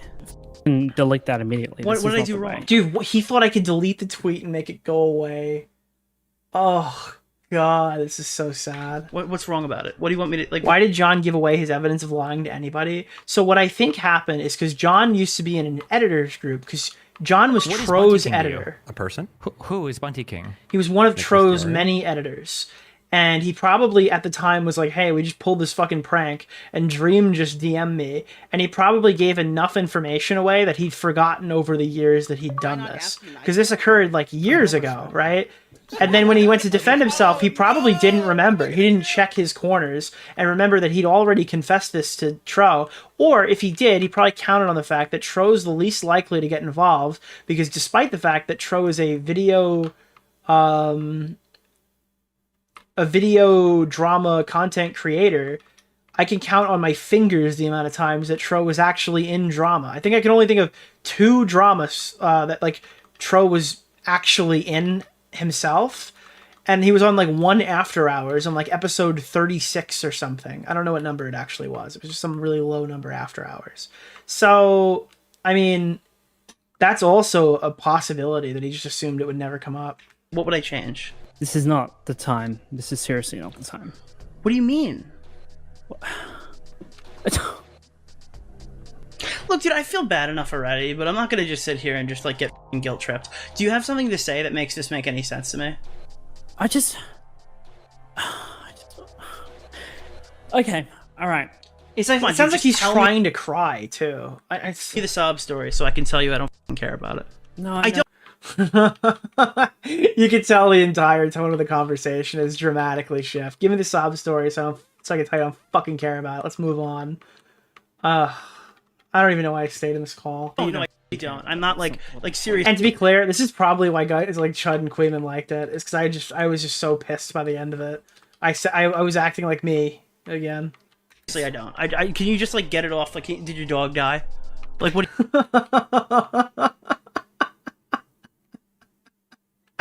Oh God. Did your dog die? Fuck off. What do you need me to say? No, it's just some family shit. Okay, dude, was oh my God, and he said family shit. I can't believe it. Like, what do you need me to say? No, it's just some family shit. Okay, dude, was the family a year long? Okay. Dude, are you really gonna get me into a call and tell me that you're having family shit and this isn't the time and you can't handle this right now? Like, seriously, dude? Come on, bro. Come on, dude. Like, I don't understand why you have to bring this to the public. Right now? What do you mean? Like, I had no idea. I think you should have brought it to the public 3 weeks ago, and we could have totally skipped this out. Do you understand that I've been, like, fighting with everybody on Tommy's news team? I almost burned a bridge with Tommy because I was defending you so much. Literally driven, like, fucking divisions in my own fucking friendships with people online because I fucking trusted you. So, like, I don't really feel bad about this. Not at all, actually. I feel bad that, like, I burned a bridge with somebody I genuinely like to talk to, but I don't know if that person genuinely liked to talk to me because he lies through his teeth, dude. So I don't know what the I have no idea, dude. This is nothing. This is no, it's just I wanted it just to end peacefully, dude. I dug myself into a deep hole and I felt terrible about it since I ever did it, man. You didn't I'm gonna be real with you, okay? Anything like, wrong. What the fuck did he time out? Felt terrible. Do you hear Toastify added like subtle sad music to that? That wasn't in any of the other parts of the clip. Which is to end peacefully, dude. I dug myself into a deep hole and I felt terrible about it since I ever did it, man. You didn't I'm gonna be real with you, okay? Anything. Do you hear that? Real? Wrong. I know you. This fucking monster, bro. You did wrong. It's for Atmosphere. It sounds like the song that I used to use in a lot of the videos, but it's not the same one. Because you dragged it and dragged it and dragged it, and that's the problem here is that you made a Google document and you drug like everybody else in to like to fix your fuck you drove them to fuck them situation. All you had to do was just own up to the fact that you like trolled somebody and you never thought it would get back to them or something like that. And it probably, if you did it like at the beginning, if you did it at like the point where it was on Reddit, like there were so many outs. You had so many outs to not be a dick. I don't know. Like I just figured you were a lot smarter than this. I guess I was wrong. You're a lot smarter than this. I'm sorry. This was like a exceedingly angry moment for me that I can finally look back on this and laugh at it. I don't know. This is like a very mad at the internet Nick moment. Yeah, I thought so too. Literally Hank from Breaking Bad. You know what's crazy? So when they brought up Breaking Bad, right? And they're talking about, I'm like, dude, I'm not some black guy. I don't know who the fuck that is. It was Giancarlo Esposito. Like, dude, it's Giancarlo Esposito. It's Gus Fring. What are you talking about? I wouldn't see Breaking Bad for like another 3 years. I think what did I watch? Breaking Bad in 2021 or 2022? Probably 2022. Yeah, it was we had like a leak. I remember we had a leak in the ceiling, and then we had to get a new roof or whatever. So I remember I had to watch all of Breaking Bad awkwardly in like my fucking dining room or like living room or whatever. Yeah, it must have been 2022. So I wouldn't understand why this joke was funny for years. Okay, I guess I'm not. I guess I'm a moron. Okay. Because why did you do it? It's the morally Why right. I did have you a do it video on then? my channel lying Dude, about somebody. I have a video lying about somebody on my channel, and I didn't know I was lying about somebody when I made it. I have to clear that up. You could have just. Oh, I did, but then I made a statement because it's the No, because I could. Dude, John is so delusional here. Because if I privated my dream video, it would have been the same result of me conceding. And if I conceded, again, I'm not saying that I was fucking big Kahuna, giant testicle Nick in the commentary community, especially not at this point. But if I conceded, John would have lost everything. I guess that's why he didn't tell me, because he knew I would have conceded. But yeah, wild. The right thing I know, to do. but who watches TV in the living room? That's what the toilet is made for. I don't know, bro. I tell you right now, if you're getting invested in like I don't know, you're gonna build like a TV setup or something. I learned the lesson that audio quality is as important, if not more important, than visual fidelity. Obviously, you want to get a good TV, but a good soundbar, some back speakers, and a subwoofer, even if you don't think you need it, you do. It dramatically increases everything TV. Honestly, I don't play story mode games off my TV anymore. I just sit down with my fucking audio or whatever, and it's just insane.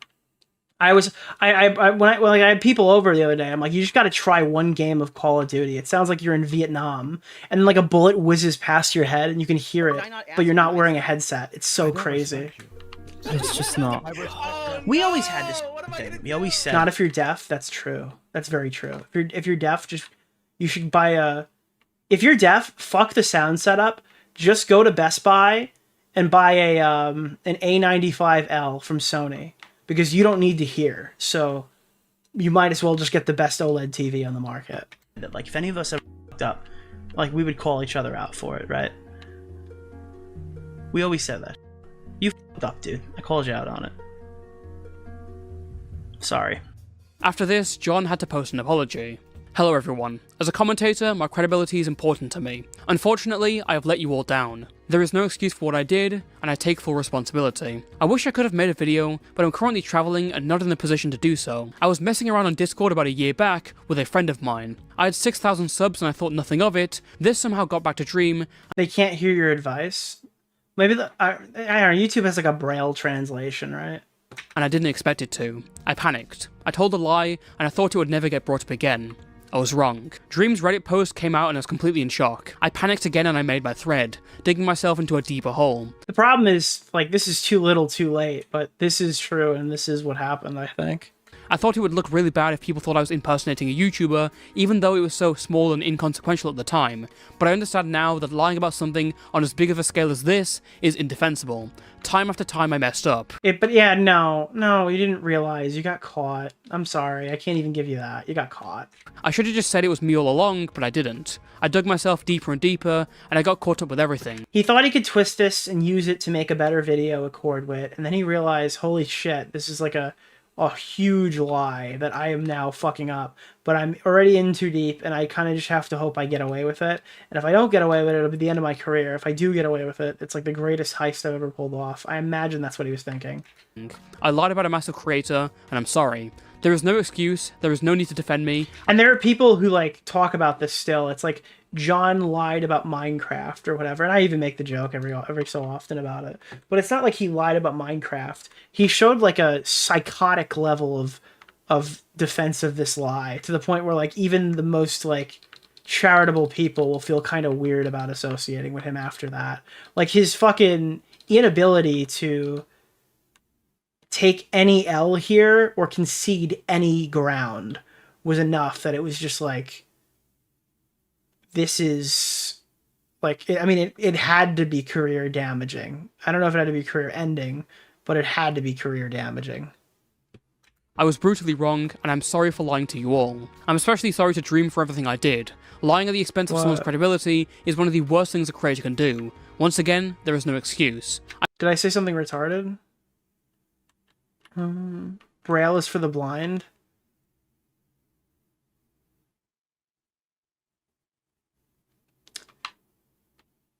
Alright, I'm tired, and I'm going to finish this video. And we're going to just pretend that didn't happen, okay?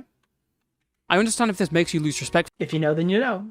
For me. In fact, I would be shocked if it didn't. I messed up on such a large scale that I don't know if I'm capable of anyone's forgiveness, but I will try my best. Deaf is not even a thing anymore. There's no such thing as being deaf. It's called buying AirPods.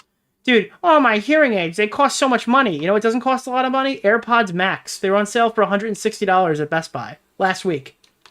You could have had fucking medical grade hearing aids for $160, and then boom, you can hear again, okay? So let's be honest here. Deaf is so like, I mean, they might as well use Braille because they're going to be hearing like crazy soon, you know? To earn my respect back. I have let you all down. I'm ashamed and Mr. Rich Nick, dude, do you understand what a hearing aid cost before Apple stepped in and was just like, hey guys, we're going to make these affordable? You want to hear affordable healthcare? It's called AirPods. Pointing to myself, and I'm sorry. I also want to apologize to the people that stuck their neck out to defend me. People like Nick, Orgy, Boblax, Tipster, Optimus, and others. I lied directly to their faces and put everyone's credibility in danger. I didn't consider how this might have affected them, but I should have. Once again, there is no excuse for what I did. Nick is owned by big tech.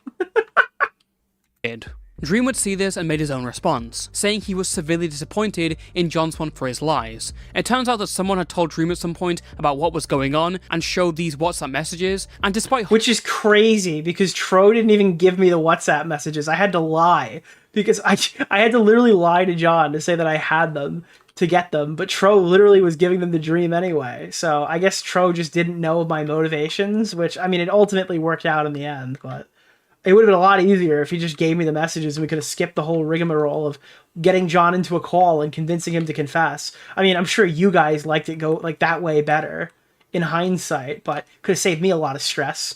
Holding on to proof that John was blatantly lying to a sociopathic degree. Imagine if I couldn't get him to confess and he just continued to lie. What am I supposed to do there? I don't even have evidence. I just know he lied. Dream held back on releasing these screenshots, and I literally would have had no idea where to go if that was a Hail Mary pass and a half.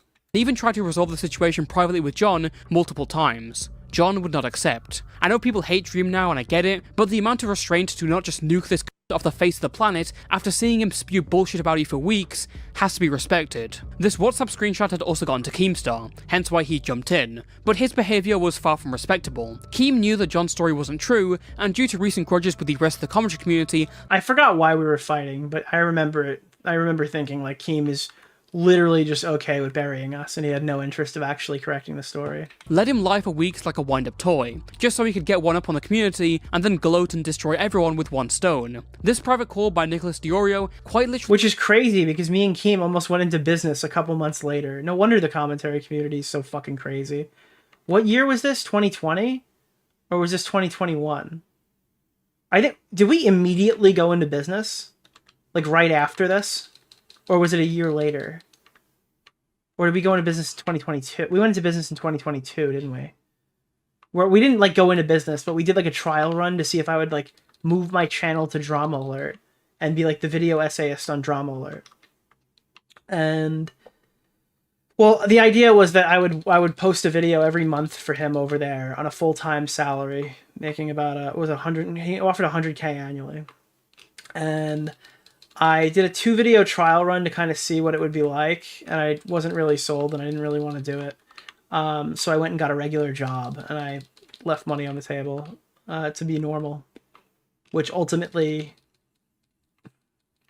I mean, it was a 3-year contract, so it was basically $300,000 annually. But I probably would have gotten like fired, right? There's no way that would have stuck. But yeah. Actually saved everyone else's career, which John had put at risk in the first place. John's insane life. But he said I couldn't I basically couldn't be me anymore. Like I would be drama alert. Like I wasn't allowed to post to my main channel. I had to negotiate on whether I could post a few videos per year. He said he wanted me to be a streamer, but he did not want me to make video essays because he wanted the brand Drama Alert to be like he wanted this for his brand. He didn't want this for me. So I would have basically just been an extension of Keem. And I left the money on the table. I had far-reaching consequences, some of which were playing out right in front of him. Nicholas and there's no way Nick can make a video a month. Well, the videos weren't videos I wanted to make either. It was like, I mean, look, I don't have a problem with the Dave Portnoy video, and I'll probably re-release it next year on the main channel. It's sitting in my thing. It's mine now. I'm allowed to post it. But again, I wasn't, dude. If I had to keep making videos like the Dave Portnoy video and not talk about YouTube drama, I would have self-immolated. That was not fun for me. And I need to be having fun when I make content, or I quite literally cannot do it.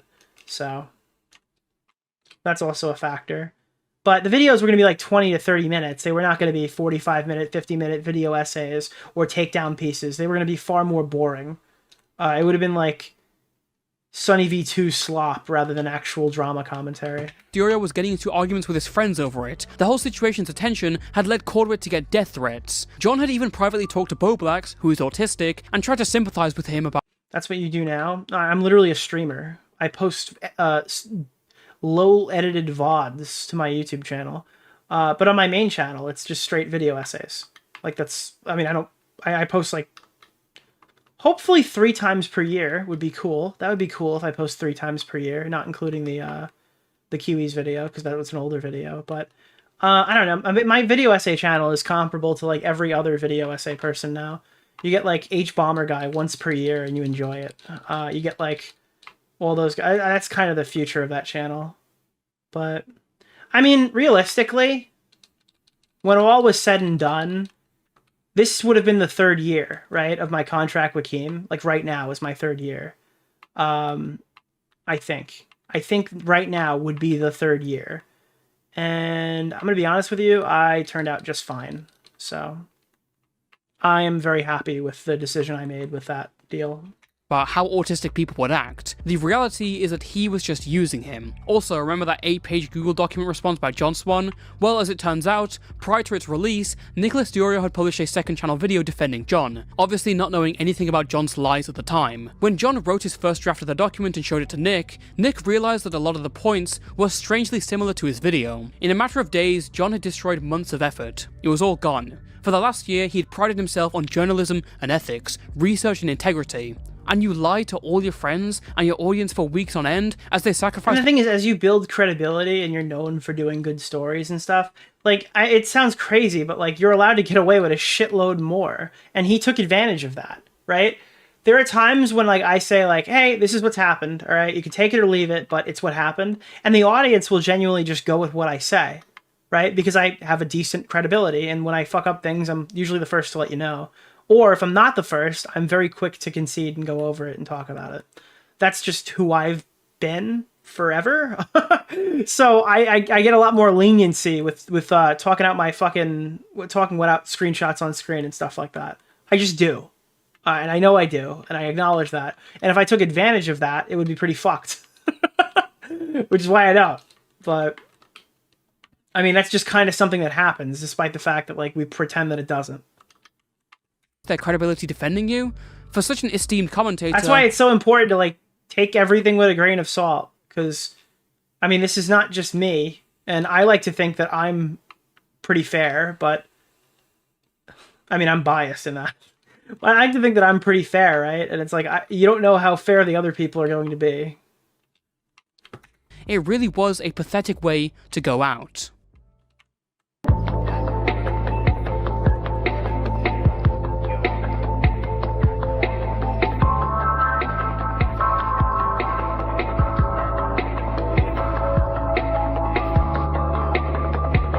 Holy shit, dude. This is a great video. Oh my god, it's still going. Oh my god, this is not even halfway over. What the fuck, dude? No way.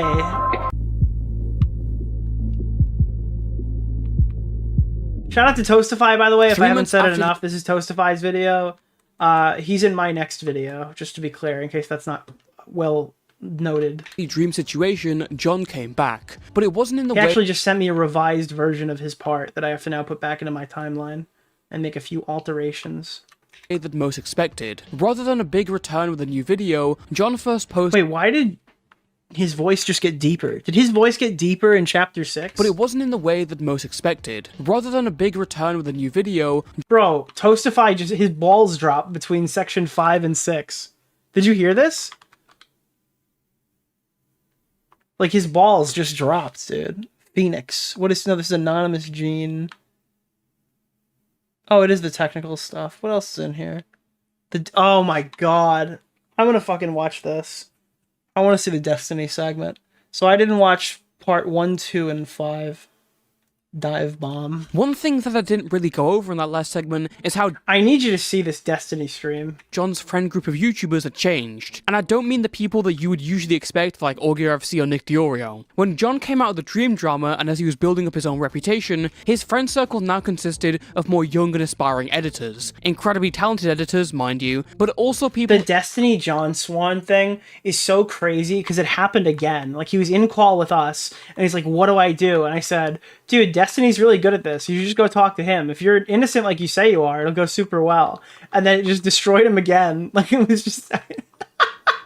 inexperienced with... And then he jumped back in the call. We were like, listen, dude, I'm not saying... I don't know. It's the damage is already done. I didn't do anything. Life and an online platform. Obviously, it wasn't all 15-year-olds. There were YouTubers... Like, I was like, dude, I didn't record this one, all right? Just to be... That's what I said. John, to be clear, I didn't record this call. So, they're never going to hear this one, but... yeah. That you may recognize, like Aiden Projects or Dr. Skipper, but most of them were young creators. For the story going forward, we only really need to know 3 main people. First of all, Jake Contrary. By the way, another one of John Swan's victims that sucks. Holy shit, Jake Contrary is literally a fucking huge loser. John had the right targets, but never the correct arguments. The most well-known small commentator in the group. He was a German... Literally, like, every target John picked, like, it's sucked so for something. Seeing my old art for Camy throughout this section LMAO. Oh my god, wait, that was huge. That's so funny. Thank you, by the way, for the 20. One kid who'd made his presence well known in the community with an amazingly edited video on the downfall of Tumblr, and had also run his own show Jayco Live covering the community drama. Then there's Haha Yeah, a 15-year-old British commentator who is most well known for his video covering... Haha Yeah just evaporated, right? We never heard from that guy again. We never heard from they/them again. I just took a shot in the dark there. I don't know if that's the case either. The mishaps and misdeeds of Pieman. And then there's Camy, another small British commentary YouTuber who was 18 years old. Camy was kind of the butt of every joke in the group because he wouldn't be able to handle jokes about him well, which encouraged everyone else to make even more jokes about him. In March of 2022, Camy met a girl by the name of Lizard or Liz. Oh. Imagine being in drama because you're dating someone who goes by Lizard. This fucking community is so screwed up, dude. Who was another viewer of the commentary community. Dude, you're fucking Liz, and Liz is... never mind. Others new on Twitter. Her biggest claim to fame is running a commentary fan Discord server called... What is Liz short for? Elizabeth? No, it's Lizard. Shit. It's the most Discord shit that I've ever heard in my life, dude. Could you imagine that? Like... No, it's not Elizabeth, it's Lizard. Chadville. We're not exactly sure how Cam and Liz got in contact. It may have been through Chadville, but we know that they were... Dude, Chadville was like an Augie RFC fan Discord server, right? Friends, and were talking daily on Twitter before. This is the kind of video I like. I know all the details to it, so I can kind of give like... This is like... Doesn't it feel like I'm giving a developer commentary to like somebody else's video right now? Because I have all this stupid knowledge locked up in my mind, and I can just like... attach things to it. This. On Easter Sunday 2022, Haha Yeah published a document against Camy with links to message logs over 16 days. Liz was 15 turning 16, whilst Cam was 18 turning 19. Their conversation starts on March 28th, where they connect with things like sharing the same birthday month, which then turns into flirt. Dude, what do you guys have in common? We were born in the same month. Not the same year, That's important, but we were born in the same month. And sexting for the next 5 hours straight. This is pretty much replicated for the next few days, with the defining feature being Camy's insanely detailed descriptions of their sexual conversations and what he would do to her. Camy also offered to send her a dick pic at one point, which made her uncomfortable, leading to him apologizing and then working stuff out. It's also worth noting the maturity difference, not just in age, but also in sexual experience. Cam has already lost his virginity. Yeah, neither of these people... Yeah, Cam has lost his virginity. Source? Research? Not really believing it. Whilst Liz hasn't, and he's here talking about what he would do to her in incredible detail whilst she's in class and at school. Additionally, Cam himself comments on the age gap being weird and compares it to Vexay's stuff, a small commentary predator exposed in 2021, and their interactions eventually ended in late April because Liz saw Cam as just a friend, as she also had a boyfriend at the time. I could have gone my whole, oh wow, hey, yo, okay. Meanwhile, Cam saw it as much more than just friends. Whilst the document definitely does make Camy out to be a complete freak, the writing of it and priorities felt really off. Emphasis on strange aspects and specifics, a finalizing fixation on Cam's YouTube career of 2,000 subscribers. I almost just I misclicked and almost killed myself. Did you guys see that? I literally just almost fucking killed myself. Subscribers, and a treatment of him I would have got off, dude. I would have just ended the stream. Some considered too harsh. Throughout the DMs, Cam would stop in the middle of the conversation and ask if she was comfortable continuing, and when there was an issue, the two would sort it out. They never had very deep conversations about their lives as far as we know, and it's a 3-year age gap. For the record, I believe Cam's conversations are wrong, but the point stands that he isn't a pedophile, and a Google document published with the intent of life ruination is not the way to deal with this. It didn't help that in the original tweet, Haha Yeah stated that Cam was 18 turning 19, while simply mentioning that Liz was 15. A fair statement would say that she was 15 turning 16, which we know is in the messages. I never ever want to release a video that says anything like this ever again. It's just like a mind jargon that only makes sense to commentary YouTubers. Everybody else hears this and just goes, everybody's a pedophile, including the narrator. The narrator is also a pedophile. No offense, Toastify, I don't think you're a pedophile, but like, the normal layman hears whatever the fuck just was said and thinks everybody here rapes kids. 15. A fair statement would say that she was 15 turning 16, which we know is in the messages. She talks about how her birthday is 5 days before Cam. Everything about this sounds like you've just entered like a child enjoyers conference in like Switzerland. Initially, the reaction from those who saw the Camy document was mostly disgust and jokes, with John Swan being one of the people promoting it, alongside memes comparing Camy to Jeffrey Epstein. Obviously, this and Haha Yeah's association to John definitely drew some suspicion to him, but that was overshadowed by Camy coming out and admitting his faults. So, case closed, right? Well, this document would have far bigger reaches than anyone writing had envisioned, as it soon came across the feed of the streamer Destiny. He says he doesn't want Lizard to feel uncomfortable around him while not He says he doesn't want Lizard to feel uncomfortable, dude. stopping to consider that he's the adult in the situation. Bro, he's 18. Are you serious? Haha Yeah would call in, and immediately started out by saying that he was not the only writer of the document. What's up? Can you hear me? Yeah, can you hear me? Yeah, loud and clear. Alright, nice. Nice. So, I should probably say, Dude, this was happening. It was, I think me, Augie, and Aiden were in a call watching this occur, just in horror of what was happening. I mean, to be honest, this was like my Destiny arc where I was watching a shitload of Destiny, so I thought this was also kind of hilarious.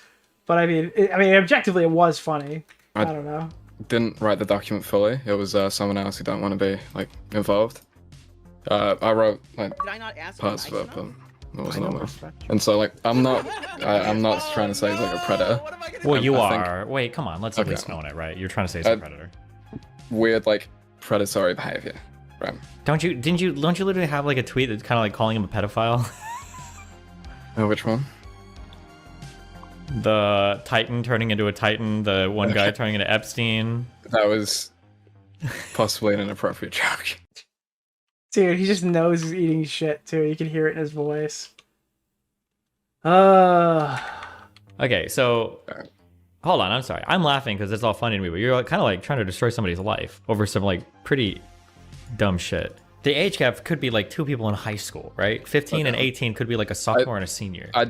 I think it's different when it's like because Cam's in college and like in a different country, so I feel like it's a little bit different. Is it really that different? They're like 3 years apart. I don't think so. Here's another question: has anything abusive? Like, why would John write this document? Why? You know your fucking reputation. Why would you help this girl write a document? Everyone knows we're YouTubers. We read the documents. We do not write the fucking documents for the women. We read them.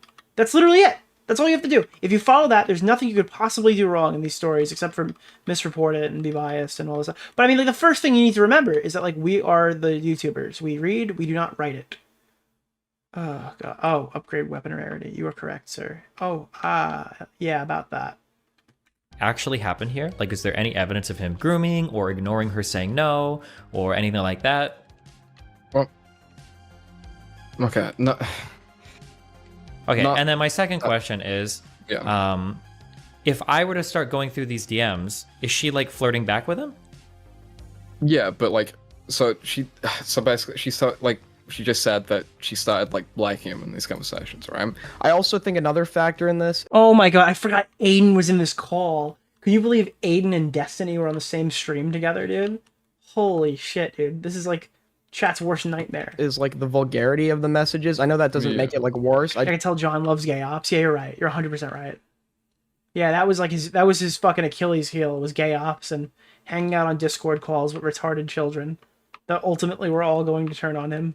Just think that in combination with like the kind of weird dynamic. And in his defense, the reason why he hung out with those people not only was because he was on a power trip, which he'll probably still deny to this day, but like it's not like he could just be friends with me and Augie again and hang out and tell us everything and things would never go back to the way they were. Like, we were cool with John after this, don't get me wrong, but it was never going to be like the way it was.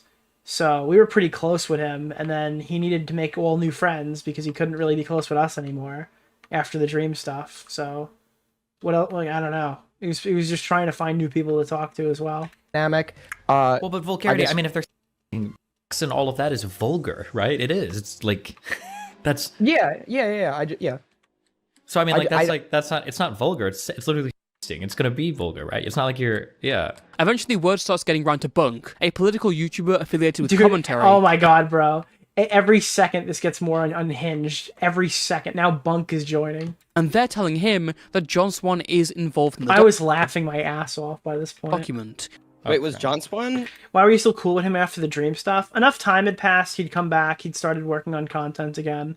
I felt like I could personally forgive him for the plagiarism stuff that he did with me and then fucking over me and my credibility, and I didn't really want to hear it anymore. So I liked him. It's not like we were making like content that I can remember. I don't think we did that. I liked John. I just liked talking to John. I liked hanging out with John. I was a cool guy or whatever. And I kind of got over the parts that he was fucked up with me or whatever. I don't know. That was just my mental justification for it at the time. To be honest, I don't really care anymore. Everybody in this fucking community has no principles. Does it really matter if I wanted to be friends with somebody? Half of these guys were fucking defending Salvo. I don't really care what any of them have to say about principles. It was only after he doxed like 6 people anybody cared, so. I don't know. Associated in the creation of the document? I'm being told by multiple different people John Swan had some involvement in the creation of the John was document. involved. Alright. And this leads to John eventually calling in. What's up, John Swan? How you doing, my dude? My name was like brought up here like a few times. What's going on? I think there's a difference between like going out of your way to rehabilitate someone's image or holding them to account and then forgiving them for personal grievances. I think that I'm allowed. I think I hold I'm allowed to do that. Were you involved in the creation of a document against Camy? That's a I yes. wasn't. I was not directly involved. Oh God.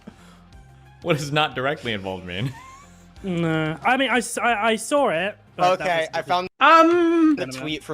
the tweet from Harley. If you want to see it, why is everybody saying that you were directly involved? Then I've got like 20 different people DMing me like, dude, John Swan like wrote the document. He was like, I did not do that. I don't know where that's. Okay? No. Oh, dude. And it's just like he didn't learn a fucking thing. And this was just like all right. Well, I mean, fool me once, you know, shame on you. Fool me twice, well, you can't get fooled again, you know? Yeah. No, that is not true. My favorite George Bush quote. I quote tweeted it. I don't know. Maybe they thought that was why, but no, I didn't have anything to do with it. I don't know why that's being brought up as fact. In the wake of the Destiny stream, John also put out a statement reiterating his sentiment. Just wanted to clarify a few things after the events of today. A few days ago, I was contacted by a girl who I have mutual friends with. She told me that they were taken advantage of and manipulated. I gave some advice based on what I was told at the time. And it's like so obvious that he made huge editing alterations to the document, comparable to some of the stuff that you'd see from like I'm Alex when he was writing the fucking Shay thing. I think he did that. I'm sorry, it's been fucking 6 years or 5 years. What fucking year was that? It's been 5 years. I don't remember if that was what happened. And directed her to people that I thought could help. Apparently she was pressured by her friends into coming forward with this information, and they put ideas into her head. The writers of the document constantly checked up on her. Dude, I wish I could meet the writers of the YouTube drama commentary. Because I would just want to know, like, why did we have 2 John Swan arcs? You know? Like, I want to meet the script writers who decide all these things. And just ask them, like, why? Why did John have to go down twice? So make sure she was okay with going public, and she confirmed every time that she was. She told me today that she did feel weird about it at certain points, but shrugged it off and didn't tell them. I don't blame the girl for this, of course. Things can get confusing when put under so much pressure. But that is part of the reason that led to this clusterfuck happening. This was all about trying to help the girl. I believed her motivations were clean, and I did not know she had outsiders influencing her. To make things super clear, I did not write a word of the document. It's part of the character? Yeah, I guess it was part of his character arc. I don't know. I looked at small portions and made edits when asked. And whilst I didn't have a problem with the doc's release at the time, Destiny's stream definitely opened me up to a new perspective. Yeah, you got opened up all right. It's massive! Is that in this video? And upon receiving the information from the girl that I got today, I think I'm comfortable saying that the document should never have been released. He's got the perfect smell for radio. What the fuck does that even mean? Whilst I didn't write the document, I still feel partially responsible for its release. I sincerely apologise for the involvement I had in this. In the future, I don't want people to use my DMs as a dumping ground for their allegations. However, John's statement was viewed with far more caution and suspicion by the bigger commentators. Many had learned their lesson and were hesitant to throw their hat in the ring. They were right to do so. When Liz talked to her friends about her relationship with Cam, they reacted as if it was grooming. Liz would then go to John Swan's friend A-Star, who then redirected her to John Swan. A-Star, that guy sucked too. All of John's friends sucked. I thought Bill Baines was like the only somewhat normal person. Linead went on to fuck a crazy woman who was going to expose Ricky Berwick for having an improper power dynamic with her, who ultimately almost got him arrested in the UK, or did get him arrested, and the charges were dropped for a domestic dispute. BWC became a journalist. Anyway, A-Star, he was just kind of cringe. I don't remember. Did A-Star do anything weird? Does anyone remember any weird shit about A-Star? I don't remember. There's Stephen A-Sarch, who's like, I guess looked at as more fondly now, but for the longest time was like one of the community laughing stocks. So that's fun. Yeah. He didn't have a good track record. I don't know. They go, Nick, you had a bad track record. It's like, yeah, but you've known me for 6 years. So, I don't know, or 5 years or whatever. These guys were only around for like a fraction of that. They have a way worse fucking track record than me. DMs, John would give her his verdict. The option to... The difference is, like, when you look at all these people I have supposedly bad track records for, who are only here for like, they were like journeymen who hung out for like a year or whatever. I've like they have more bodies than me of like retarded people that were around. Release a Google document either anonymously or in conjunction with someone else. The problem is, and I've been really working through this, isn't like, I don't know if I want to say this, but YouTube isn't a case of like, on YouTube you take what you can get.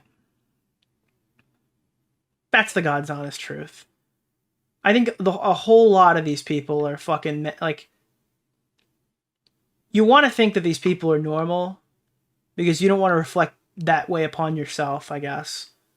But there are a whole lot of weird fucking people who get a career on YouTube, and they probably would have been social outcasts and pariahs without that opportunity, and they act normal, they sound normal, but they're not normal.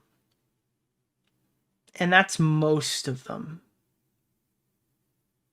So when it comes to like a bad judge of character, it's like, it's pretty slim pickings on YouTube of good moral people. Most people on YouTube are here to make a quick buck, and they don't care who or what they harm to do it. And then there's the percentage of people who are just completely fucking crazy and completely unhinged. And like, I'm sure a larger sector of those people find themselves making drama content, so. When people ask me, it's like, well, Nick, do you feel such and such a way about like all the weird people that came in here? Do you ever think this is a reflection upon your judgment or your judge of character? It's just like, nah, I mean, I got completely blindsided, but I don't know. I feel like we took what we could get. This is terrible advice to give to anyone who's in this position, especially someone who doesn't even fully believe that they're a victim. Google Documents are not the— I think that the Mudahar stuff recently has kind of opened my eyes a little bit, more so than it was before, where like in the past I'd kind of blame myself more, but with Mudahar it's just like, there was like, I don't know how someone can go from I want to make a video to I made the video to I took down the video to I privately apologized for making the video, and then I've dropped the people who I reached out to ask if the video was good to post. That's just insane. And I understand that there is a sector of the audience who doesn't care or doesn't know what's going on over there and doesn't really like understand what's really happened here. But for me, that's like all the red flags. And it's like, oh, okay, so this guy is full of shit. Awesome. That's so cool. Nice. Good to know. I appreciate that. The way to really go about any of this stuff, and should be more of a last resort, not— yeah, I don't know. It's I mean, at the time of the stream, I don't think he reached out to anybody, and then I think he's reached out to like one person, and then that person hasn't said anything. So I don't know. It's a, ooh boy. I don't know. the first idea. Additionally, it seems like John wants to— You're on your own thing at this point. That was the idea. That's what we did this year. It was the most successful year. Look, I have a lot of thanks to give as we get close to New Year's, and I will be giving them, and I will be kind of doing a year in review. We hit most of the goals that we wanted to set out this year, and when we did it, we were being very selfish about it, and I have zero regrets when it comes to...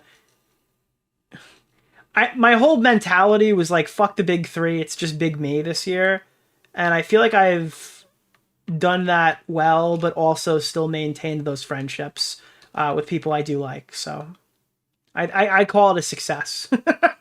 I feel like I was able to do the best of both worlds on that one. Use the situation against Camy to destroy his career, rather than handling any of the delicate details of the situation. And that notion is supported when you see that John only looks at around 40% of the actual messages sent and decides— Cringe. I mean, that's kind of what I said in January. I didn't say it like that, but that was what I said in January. It's just like, fuck everybody else. We're going to do the Nick DeOrio stream. If you guys weren't here for it in January, I took my Twitch stream of 300 viewers and turned it into whatever the fuck this was. So, and I owe that to you guys. But it got to the point where, like, splitting off from Tom kind of spiral. Like, we built two completely different communities. So me and Tom could... Someone's like, oh, Nick's going to stream at the same time as Tom. And I go, yeah, I mean, it doesn't affect my viewership. We both stream to completely different audiences now. I mean, I'm sure there's a few more viewers to go around back and forth that are picking sides. But for the most part, I mean, we're both sitting over 2,000 when we stream at least the first couple of hours of our shows. So It's not affecting either of us to stream at the same time.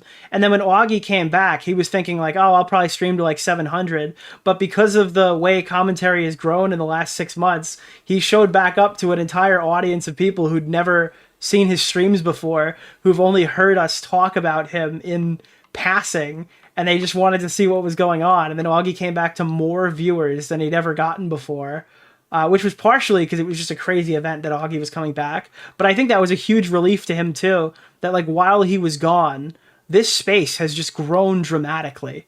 There used to be like, I think there was about 30,000 commentary community, like our community viewers to go around.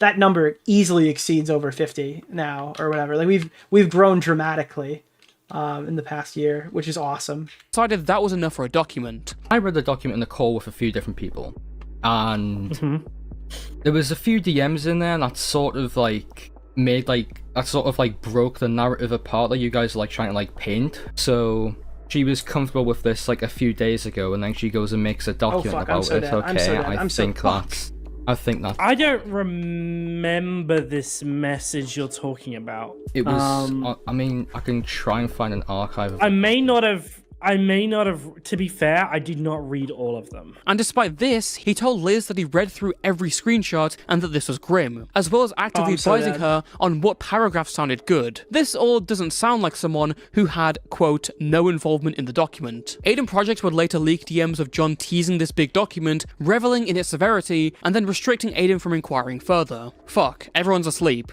I have the biggest bombshell ever in the history of bombshells, and no one is here to witness it. At here, when someone wakes up, ping me, please. Why? What? You told everyone else. I'm telling the people directly involved. You are not directly involved. ... I changed my mind, hence the private group chat. Camy is a groomer, but keep that private obviously. Lamau. ... I'm so tired. It's just so crazy how he implicates himself so openly in front of like everybody. And this was the one, like, do you know that I had to go to like clown court over that leaked phone call? Like, I had to go talk to people. Like, Clown was like, oh, you shouldn't have leaked the John Swan thing. You shouldn't have used DMs for content. You shouldn't have used a leaked call for content. And then when everyone else in the community had their opportunity to, like, emulate the John Swan call moment in his next drama, there was, like, 17 leaked calls. I'm not exaggerating. You go back to Tommy's stream. He was watching one after another. And then Tommy, who hates John, by the way, titled the stream like another leaked John Swan call. I think there was a Bo Blacks. Was there a Bo Blacks? And there was a Tipster one. Dude, everybody and their mother just fucking pulled up and just started fucking leaking their calls in mass. What the fuck? In a later call with Unironically, these streams have cheered me up in some fucked up times, like bad circumstances, but I could throw on Nick talking shit about Tipster and smoke a bowl and be okay for a few hours. Look, that is probably the nicest compliment anyone can ever give me. And it means a hell of a lot more than any single dollar amount ever would. So I hope that you're doing better. I hope you're doing good. And I just got fucking killed, bro. There's no way. There's no way I got mauled by a mangler, bro. Anyway, thank you. I appreciate your kind words. I died for our sins. Camy, John would seem to blame the situation on Liz. I feel really terribly about it, but dude, at the same time, I don't. I got distracted by kind words. No. Like, short of just telling her to off, I'm not sure what. That was exactly what you should have did, John. You should have told her to fuck off. I would have done differently. Everything. You should have done everything differently. I don't know why she just, like... You feel lied to. Very much so. I don't want to victim blame, though. I don't want to be like... It's really difficult, man. I don't want to come out and say it's all her fault, because we do have some level of accountability on our shoulders, but me, man, she really had it like... Chat, real quick, which ray gun would you rather use? This blacked out... Is this supposed to be like a pack-a-punch ray gun? It's a Mastercraft. Would you use this ray gun? Or... Augments wonder weapons. Oh, there's skins for the thunder gun now? How do I get this? How do I get this? I like this one. I like the blacked out ray gun with the gold accents. I think this is kind of soy. This is pretty fresh. This is pretty cool too. It looks like the Porter's X2 ray gun from like... Well, it's not X2 because it's blue. Chris ray gun? Not the thunder gun. I'm retarded. Oh my god, the jet gun. I am sped. I am sped. Incarnate. What is this? Ew. Solaris. Oh, these are the swords. Cool. I'm brain dead. It looks like the classic one from BO1. You had to say that, dude. Fuck, I have to buy it now. What is this? Is this the... You fuck! This is so bullshit. Let me unlock this stuff. Dude, I hate this fucking game, bro. Don't worry, I'll spend a shitload of money when they start putting, like, Dwayne The Rock Johnson in this. You had us on a wild goose chase with this. Like, from the very beginning. This is despite the fact that, again, he was talking to Liz and was the one to convince her she'd been groomed. I'm garbage at this game. This is the last thing I'm playing tonight. Oh, I just tried to hit unpause on my video game screen. Hey, Liz, I'm exhausted. I've read through pretty much every screenshot. Really grim stuff, holy Really? I thought so, lol. What is your goal with this, then? I heard you want to go public? I want to, I just don't want to lose... Alright, I'm gonna do the conclusion. There's like 4 sections of this video we didn't watch. I think this video is very good, but I gotta be honest with you, an hour and 30-minute video is very hard for me to watch on stream, because it takes me like... That's like a 3-hour watch for me. Ugh. But yeah, I do recommend you watch it. Toastify is fantastic as usual. I think he's in the chat. If he's not now, he was before, but let's check this out. I'll link it after. So... why do we talk about John Swan to this day? Why are there so many videos about him out there? Well, some see him as a tragic hero, an underappreciated yet incredibly talented editor who blew up and changed the very approach that everyone had to online drama. The pinnacle of the comics community who only fell due to lying and sinking his hand too far into the depths. But I disagree. Bro, I saw a mod write great video, dude, and I thought it was Toastify because I didn't know Xylee was here. That's so funny. Actually, should I do... what are the Yamcha games? John's reputation and his legacy in the community is an exaggerated illusion. He was certainly a pioneer of his time. Bro, I can't beat this battle. I'm gonna be honest with you. I'm literally gonna be stuck on this the whole fucking time. Especially in visuals and storytelling, but even in his channel's golden age, he was coasting off the work of others. It feels weird to hear that, because I feel like I have to ego max to agree with it, but whatever. I don't know. And with such a blow-up and going after revered figures like Chris Hansen, John gained... because Tommy would always gas me up and be like, they're stealing from Nick. Nick deserves this. Nick da-da-da, Nick da-da-da. And now it's like, people finally stop saying that because the ego maxing thing is actually just real now. It's crazy. In this obsession with feeding... like when people started calling me John Wick, people finally stopped gassing me up like that, which I actually prefer. His ego that he would try to fulfill... I prefer it being unrealistic as to like this. Because this feels awkward to hear it. In any way, lying to his friends, lying to his audience, lying to the world, just to enact his will, whether that be drama with huge YouTubers or allegations against small channels. I like to think of him as a fireman who saved a baby from a burning building and got the key to the city, but then the fireman becomes enthralled with the sensation of constant admiration. Yeah, he became a pyromaniac. Oh, that's not where you're going with this. The fireman saved someone from burning a building, and then he became like a pyromaniac, and then ultimately after that, he fucking he just started burning down buildings and he actually killed a kid or something. Oh no, fuck. Oh my god, and so he goes around setting fire to other buildings just to try and put them out. And every time someone caught him with the gasoline can in his hands. It doesn't matter what's now happened to those that he previously went after, the issue always remains on how he went after them in the first place, and in the process sacrificed his friends as if they were mere playthings and objects. A couple of years back, I viewed John as a tragic hero, but it's evident that now his legacy is that of a horrific, manipulative scumbag, and it should stay that way for as long as anyone remembers his name. John's YouTube career, above all, serves as a warning to the new generation of YouTubers. It's a simple lesson on humility, self-reflection, cheap theatrics, social climbing, and most importantly, lies by lie. So I think he can come back. I think that I agree with Toastify. I do think it's time for another John Swan run. Like, how could he fuck this up a third time? Let's be real here, you know? Like 3 times, man. Yeah. All right. Until next time. I agree, though. I do think that like I think that the John hating is overplayed, and he is ready. You know. I mean, like, what else could we possibly take away from this? Stay safe and stay toasty.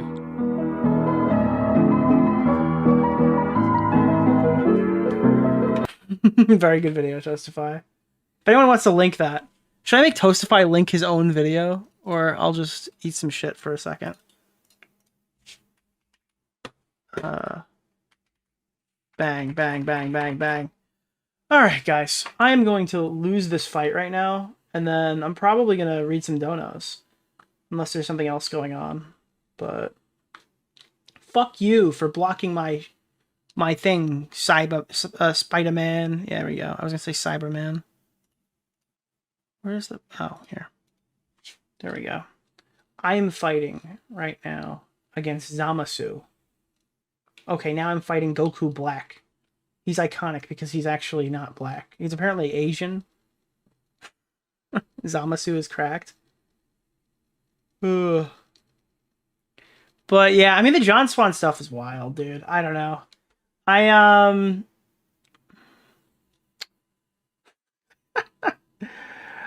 was just a fun guy to hang around. I don't know. I think, like, he always got caught in all these extremely stupid, avoidable situations, so I kind of always viewed him as a little bit less serious, because I just couldn't possibly imagine how someone who, in his position, would find himself... Do you imagine you're the lied to dream guy, and then you're like, why, yes, I will write your twit longer. Like, why? Why? Why would you do that? Oh, no. Uh-oh. Oh, I'm gonna die. Wait, no, he's transforming. Okay, I can live. I'm actually I'm in a great position right now. I'm dead. I'm gonna die immediately. I'm literally gonna die. I fucking just wasted it. I literally just died. I was so sad. This game sucks, dude. It's actually awesome. Fuck, dude. I have to... No.